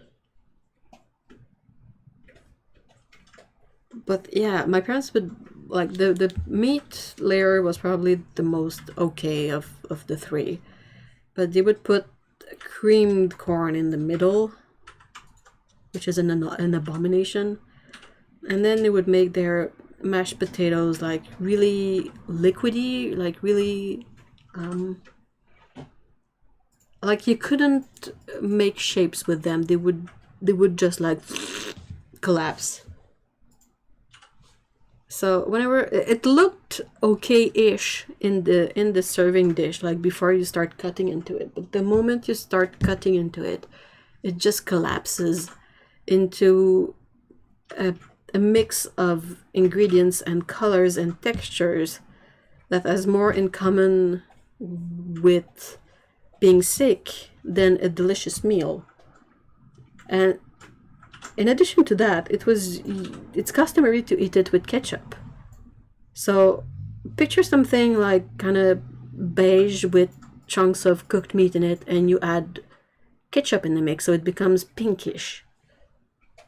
Oh, that was not a fun time. Creamed corn is an abomination. That's all you need to know, Paulo. Sounds like a peasant dish that just happened to be that. But there's nothing particularly...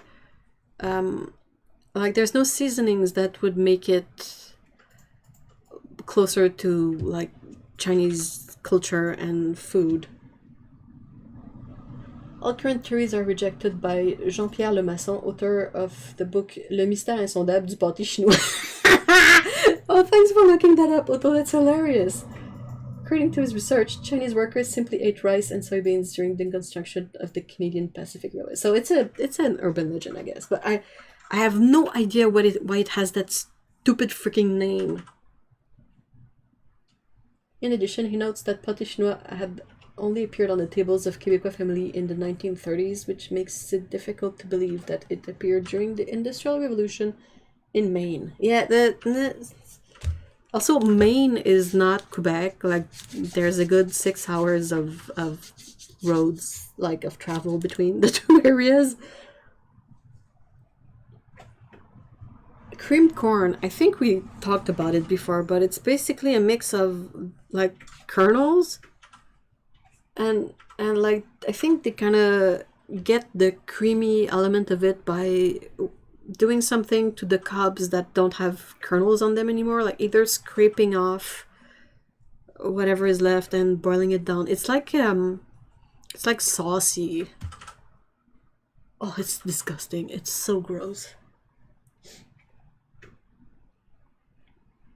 Well, I'd assume Canada would have the Chinese ingredients.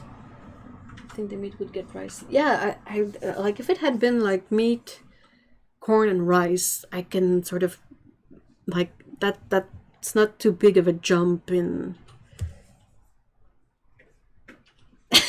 This is a trash meal, we're gonna blame it on some other people. Quote, some past Canadian goat. Probably. I'm not trying to sell it, Paulo. I wish I could, like, eradicate it from this planet. It's gnarly. It's not even good. Like, you know how our corn kernels, even canned, they're kind of sweet and delicious? Well, creamed corn sort of dilutes the taste of corn and has kind of a slightly bitter component to the mix. Oh, it's evil. Seriously, it's unbelievably evil.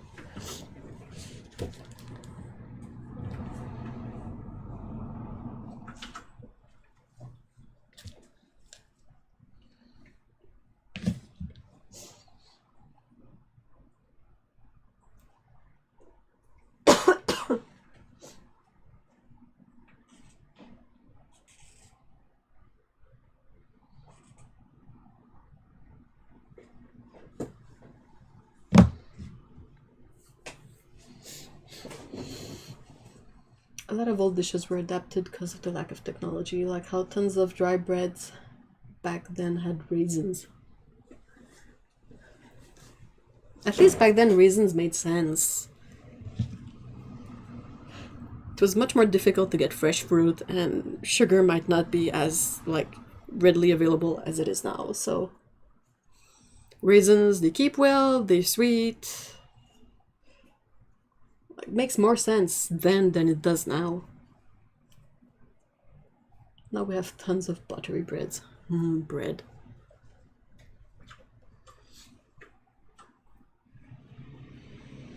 Oh, but seriously, like, pâté chinois is... Ugh. I will forever remember the one time I was served pâté chinois and it looked good. Like, I wasn't... It wasn't home. It wasn't my parents' recipe, which is a crime against everything that is good. But it like, I was served a portion of pâté chinois and it held its shape. It was a square. And I wish I could have seen my face at that time, because I was used to, like, having to serve pâté chinois with a big freaking serving spoon. But they served me this perfect, like, square shape of pâté chinois that had, like, a layer of tasty meat and corn kernels and mashed potatoes that were, like, stiff.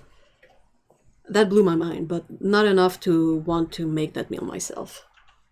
I would rather eat everything separately than bother, like, putting everything layered in a dish and cook that again. Oh, bread is amazing. I heard bread might be expensive because the Europeans... Oh, yeah. I mean, we have flour here. We make our own flour. Kinda.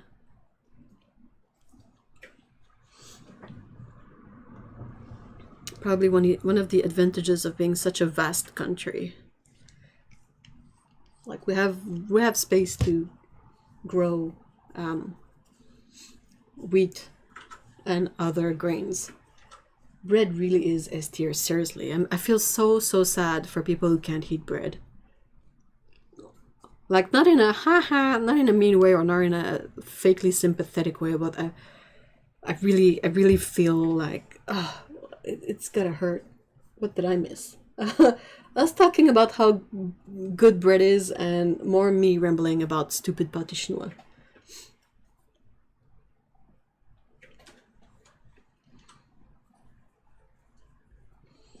Oh, more so bakeries, yeah. Kind of makes sense.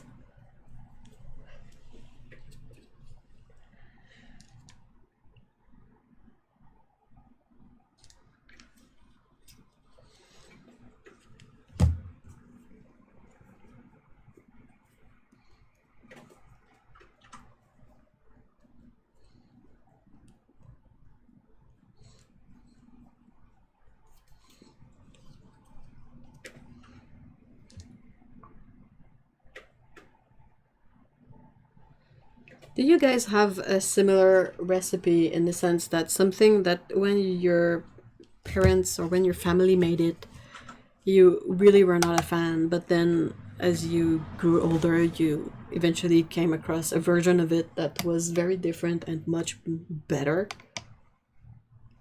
I'm curious.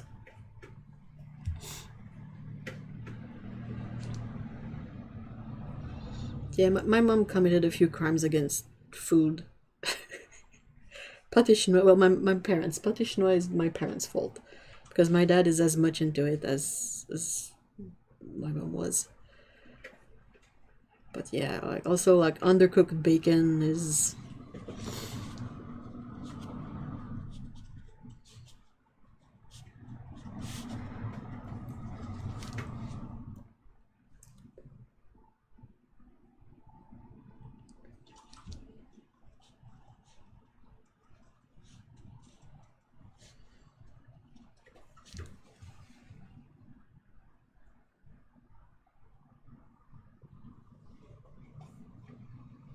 Ugh, Dominic, no! Blech. Not with food, but with music, as I first hated cumbia music until I found some bands I like. Ooh, that's interesting. Yeah, and I'm the only one who eats bread. What? Well, all for you then. That's kind of great. Not the opposite. My grandma was, and my mom is an amazing cook, so other versions tend to be disappointing, including when I tried to make... Oh no! Really? Because I've seen pictures of what you cook, and it always looks so good.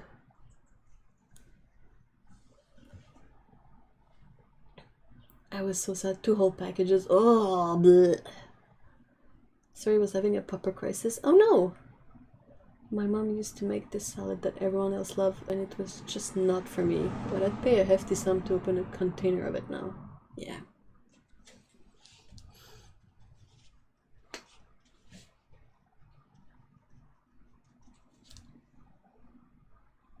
Another one would be realizing that you can make... we've mentioned this like probably in the last live stream, but that you can make like egg salad and chicken salad without crunchy bits in it. Like celery or onions or whatnot. Because, you know, as a kid, you don't question that stuff. You're given a sandwich, you just eat it.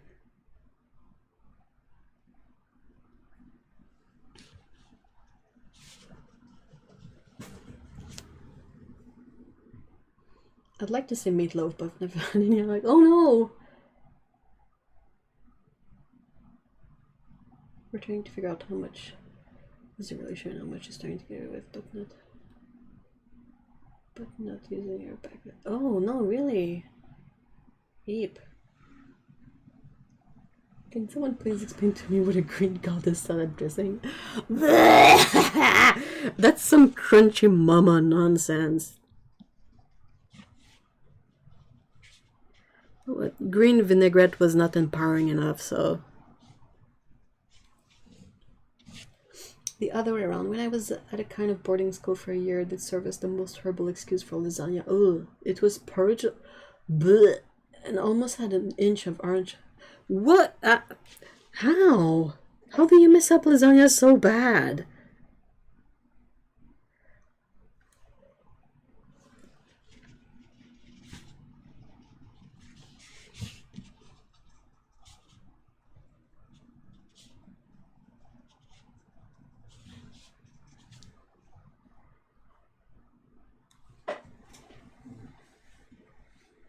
It was nasty. Yeah, I can't believe it. Yuck.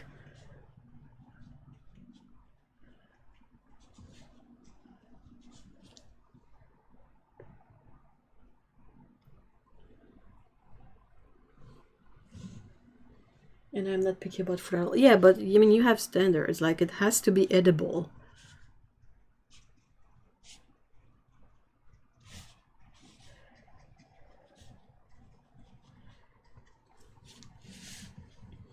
Boarding school foods are so bad and you're trapped there, so it's school meal 3 times a day. Yeah, that feels really, really... That's sad. That's really, really sad. I don't know how it would compare to, like, American cafeterias, but most people in American schools, they don't have to eat there 3 times a day. But like the whole thing about having pizza sauce be a veggie in pizza is, ugh. It's like on the same kind of like echelon of food fuckery.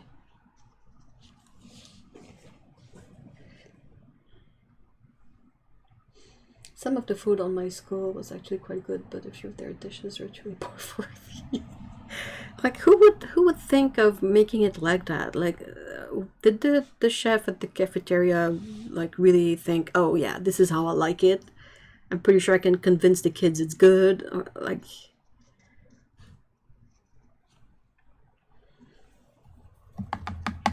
American schools are just jokes in general. Yeah, they made great cakes and rolls though. Ooh.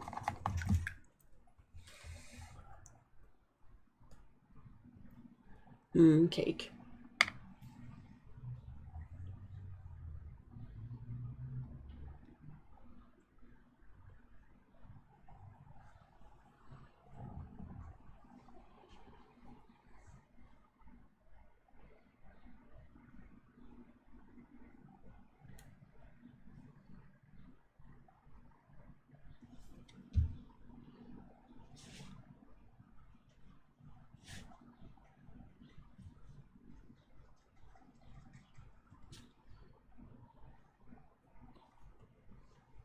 Not mentioning you have to pay for your school food even if you're poor every single time. Yeah.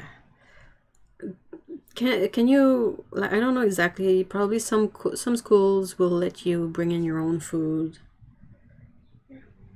I know, like, I've never really, no, that's not true. Would, like, most of the time I would bring my lunch from home. I think there was one time when my parents paid for the hot meals at school. But like you I'm not particularly picky, but like even then it ended up being back to like meals that I would bring from home rather than the school meals. I made a cake for my mom's birthday a couple weeks ago. I tried putting in cake mix along with a couple more eggs and another stick of butter, and it made a perfect dense cake, almost pound cake. Yeah, no, not a surprise. Dang.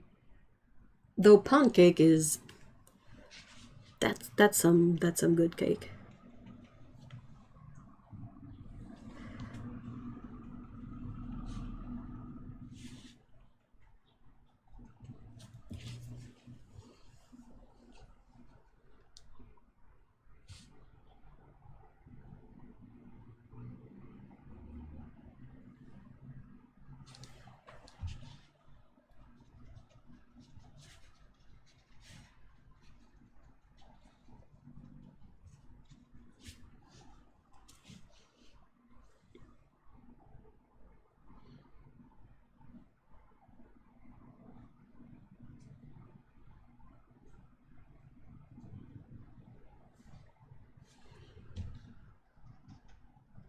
I've seen people, okay, so just random thought, but is it a thing to have, say, a sponge cake and then pour jello on it and have the jello like seep through the cake and put that in the fridge, and I think it was topped with whipped cream. Is that a thing?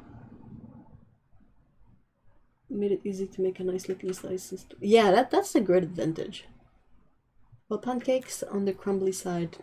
Mine was super moist, but I think I'll try and make the batter fluffier because it was so dense. Pound cake. I don't know, I think we've always eaten pound cake so quickly that it never got to be crumbly. Yeah, I've seen that. Not often, though. I'm sorry, what? Yeah, I don't know where I saw that, but it was like a sponge cake, like a Genoise kind of thing. And they would pour like jello on the cake once it was cool, I think. I'm not sure. But you know, since jello, when it's not like, when it has not taken yet, it's liquid. So the liquid will seep through the cake. And since you put all that in the fridge, then it firms up. So you basically have cake and jello and then whipped cream on top.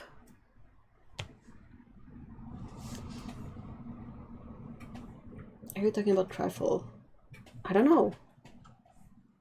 I've really seen it done with like jello, like strawberry jello.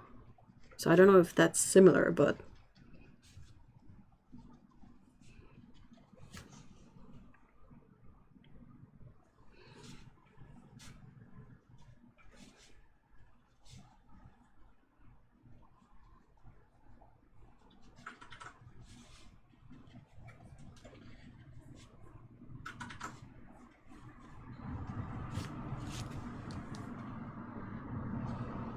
it sounds weird, but I would totally try it.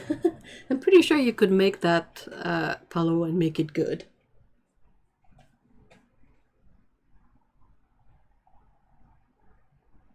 A trifle is a dessert. Yeah, well, jello cake is supposed to be a dessert too. Yeah, that might be how you get the jello to go through it. Like you poke holes in your cake and then the jello goes through. Why not use hot vanilla pudding instead? Because I think vanilla pudding is less liquidy. Like pudding, you have to whip it until it's thick. So it would probably be delicious on top of a cake. No, not an issue there, but it wouldn't imbibe in the cake like jello would. Oh, then they do look good. What, trifles or jello cakes? Jello brand has a recipe to make a cake. Poke holes all over with the skewer, pour jello over it, whipped cream and chill. Yeah, I guess that's it. It's time for rhubarb trifle. Ooh. Yeah, the poke cakes. Pokes. It's such a weird idea, but I think I would be, if I was offered a slice, I would definitely try it. Well, shove the whipped cream aside and taste the cake, but I'm curious about the texture of it. Like, what's the effect of having the jello and the cake firm up together?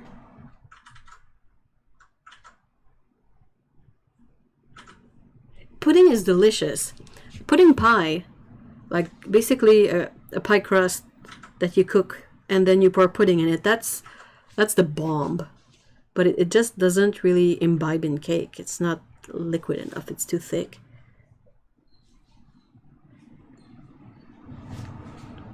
Butterscotch pudding.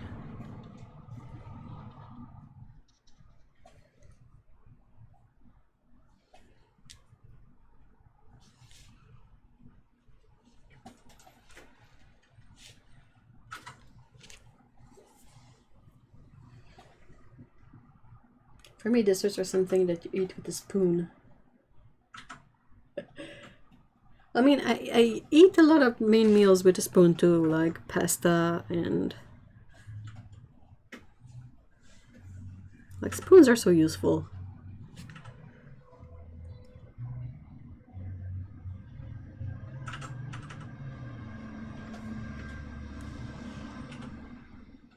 Hey, Jill! Hi! Hey, thank you so much for being here, Melissa. I hope you have a great weekend.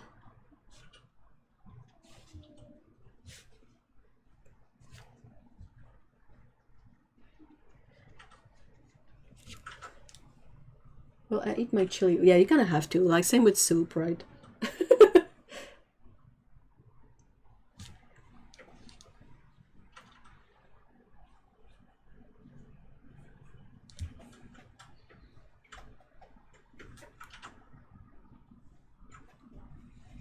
I'm getting hungry. Even if lunch was really delicious, like, we end up talking about food so much. I think it's a great topic to talk about because, like, technically we all eat food or have eaten food.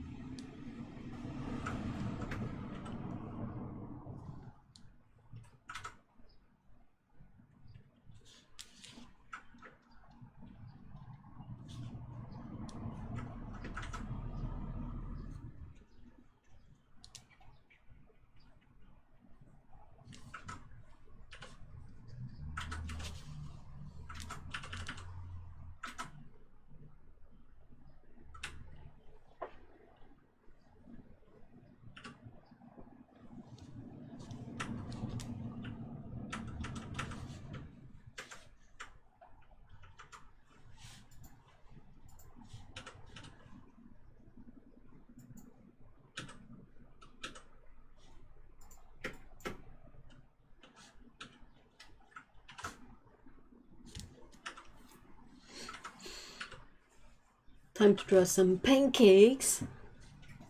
Time to cook some pancakes.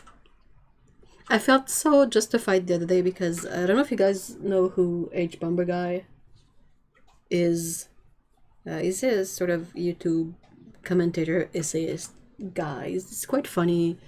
It's quite silly. And he recently made kind of a video about the pancakes. Long story. But throughout this short video about pancakes, he mentioned that the first pancake is always ugly, and I felt so vindicated. I was like, yeah, true pancakes! Because that's something that I always grew up with, and I kind of find hilarious, but I don't find it mentioned a lot about how the first pancake is always, like, ugly. It's delicious, but it's ugly. And then all subsequent pancakes, they're like, they look fine. I'm loving these flowers you've been doing. Oh, thank you so much. I'm gonna be sending like these florals as Patreon rewards, so you will get one in your mailbox quite soon.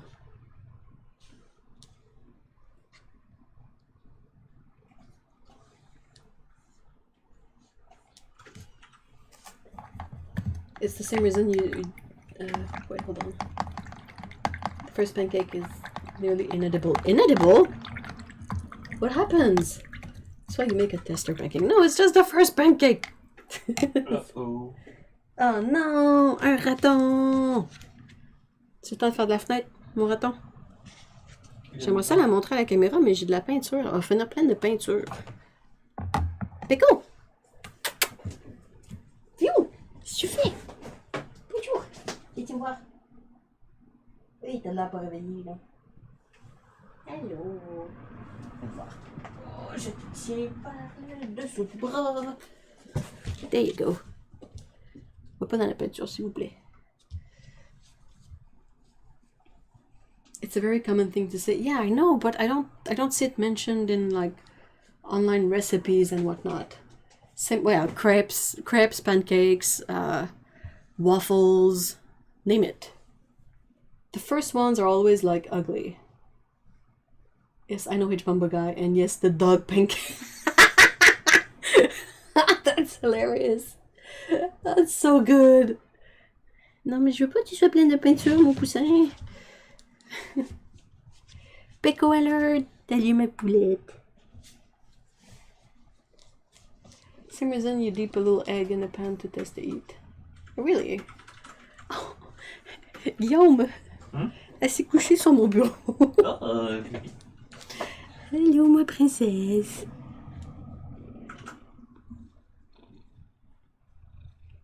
The ugly first pancake, but I still eat it. It's delicious. And she like settled down just for you, Otto.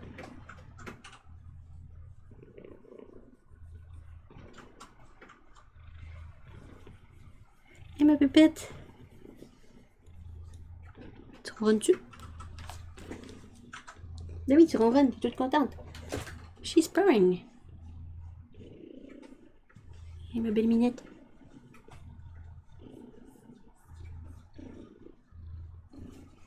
Elle est tellement mignonne.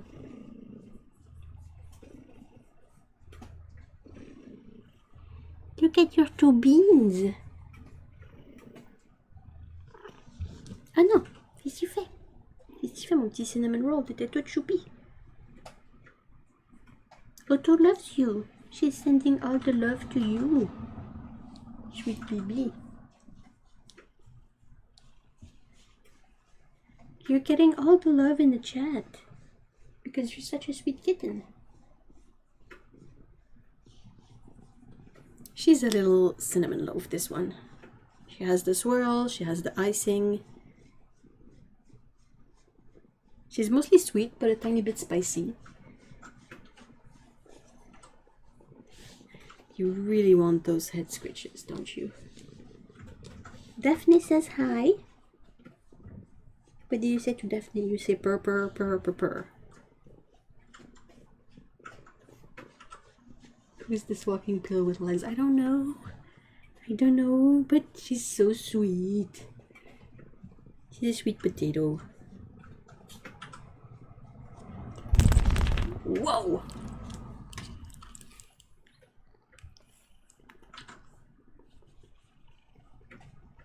All the cinnamon, a little brown sugar. Yep. A little bit of that icing. Extreme close-up. What? She's saying hi.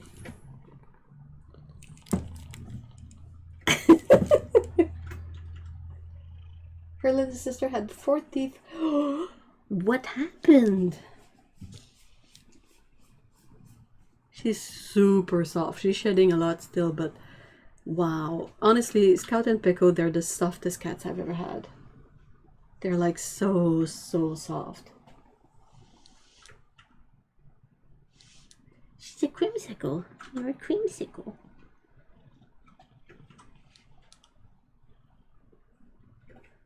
Catnado. We call it it kind of works a bit better in French, but the pickupter, because she shakes her head like a helicopter. We all belong to Pico. They're all yours. They're your friends now. Tu veux t'installer? Qu'est-ce que tu veux faire? Là, tu fais encore des head scritches. Ok.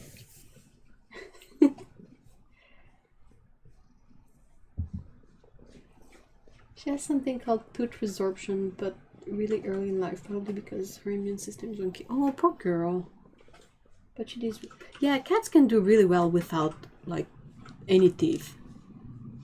Like they will chomp through wet food, no problem. Encore les pick-up-terre.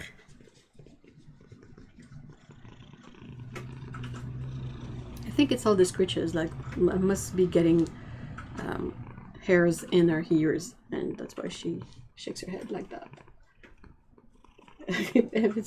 It's your channel now, right?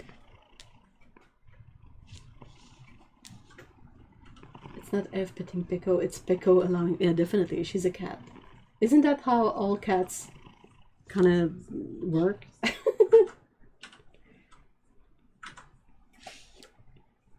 T'es bien belle.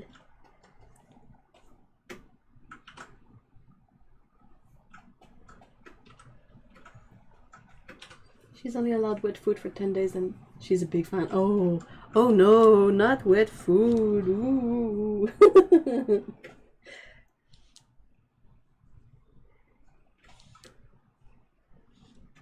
Hey, Pipette.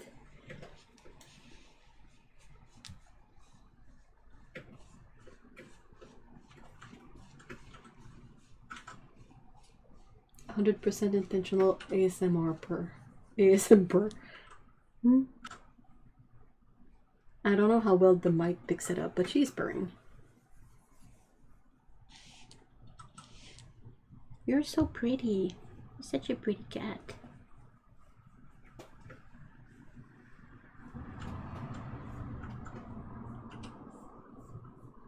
I don't know if I mentioned it last week, but we found a type of cat food, like wet food, that they love so much, but I mean, no wonder why. It's tuna and pumpkin. And that's like, it is complete cat food, so it has like taurine and ashes and all the other weird things that cats kind of need in their diet. But it's mostly tuna and pumpkin. And it's like 2 of their favorite things. So it's been a big success. I always joke that Pico is pumpkin and Scout is tuna. You guys remember Tuna Face?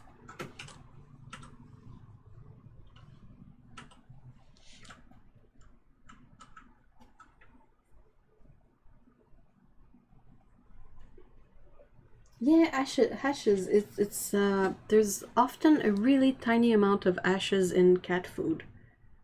It provides them with some sort of mineral or nutrient that they kind of need. It's like taurine, like you're familiar with taurine in human consumption for energy drinks, I think. But they need it for their eyes. So like you can't exactly just cook your own food for your pets because they might end up missing on some nutrients. C'est quoi le plan? Le plan, c'est d'aller à la fenêtre? Qu'est-ce que tu veux faire?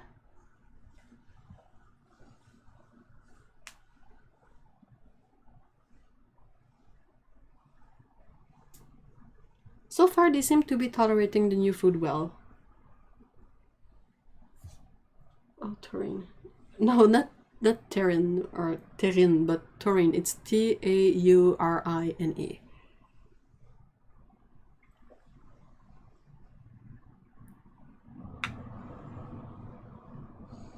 I meant tuna face, of course, with her allergies. Yeah, so far so good. I mean, her allergies are bad, but they're like consistently bad. They're not worse than before. Où tu vois comme ça? Non, ça c'est un plan de merde. Nous, on n'aime pas les plans de merde. Soit les pécos ils restent là, ou les pécos ils s'en vont.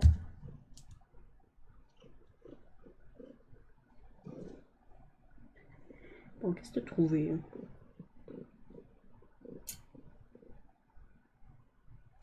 Ok. Ah non, il est à ça. Là. Ça marche. Ça passe-tu? Ouais. Bon. Oh mon dieu, je suis pleine de poils de chat. Alright. Oh my gosh.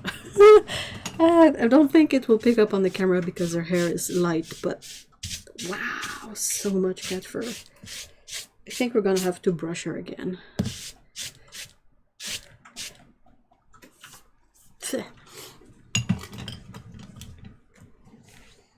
Yeah, it's a bit past our usual closing time, so I'm gonna end the stream anyway. So this went much better than last week. I gotta say, I managed to paint one and start another one that I think are like I think they're good. I don't want to throw them away or like paint over them. So that's always a good feeling. I really hit a slump at some point, but I kind of took a break and it seems to be better now.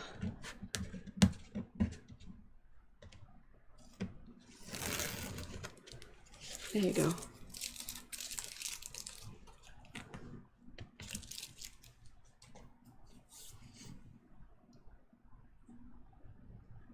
Taurine is such a weird name.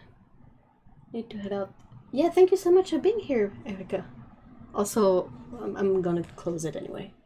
It's bull related. Yeah, in French, bull is taureau. Same for first letter, but then the rest is different.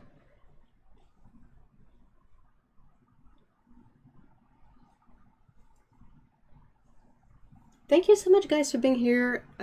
Again, really appreciated it. It was a lot of fun, and we even had a visit from Peko.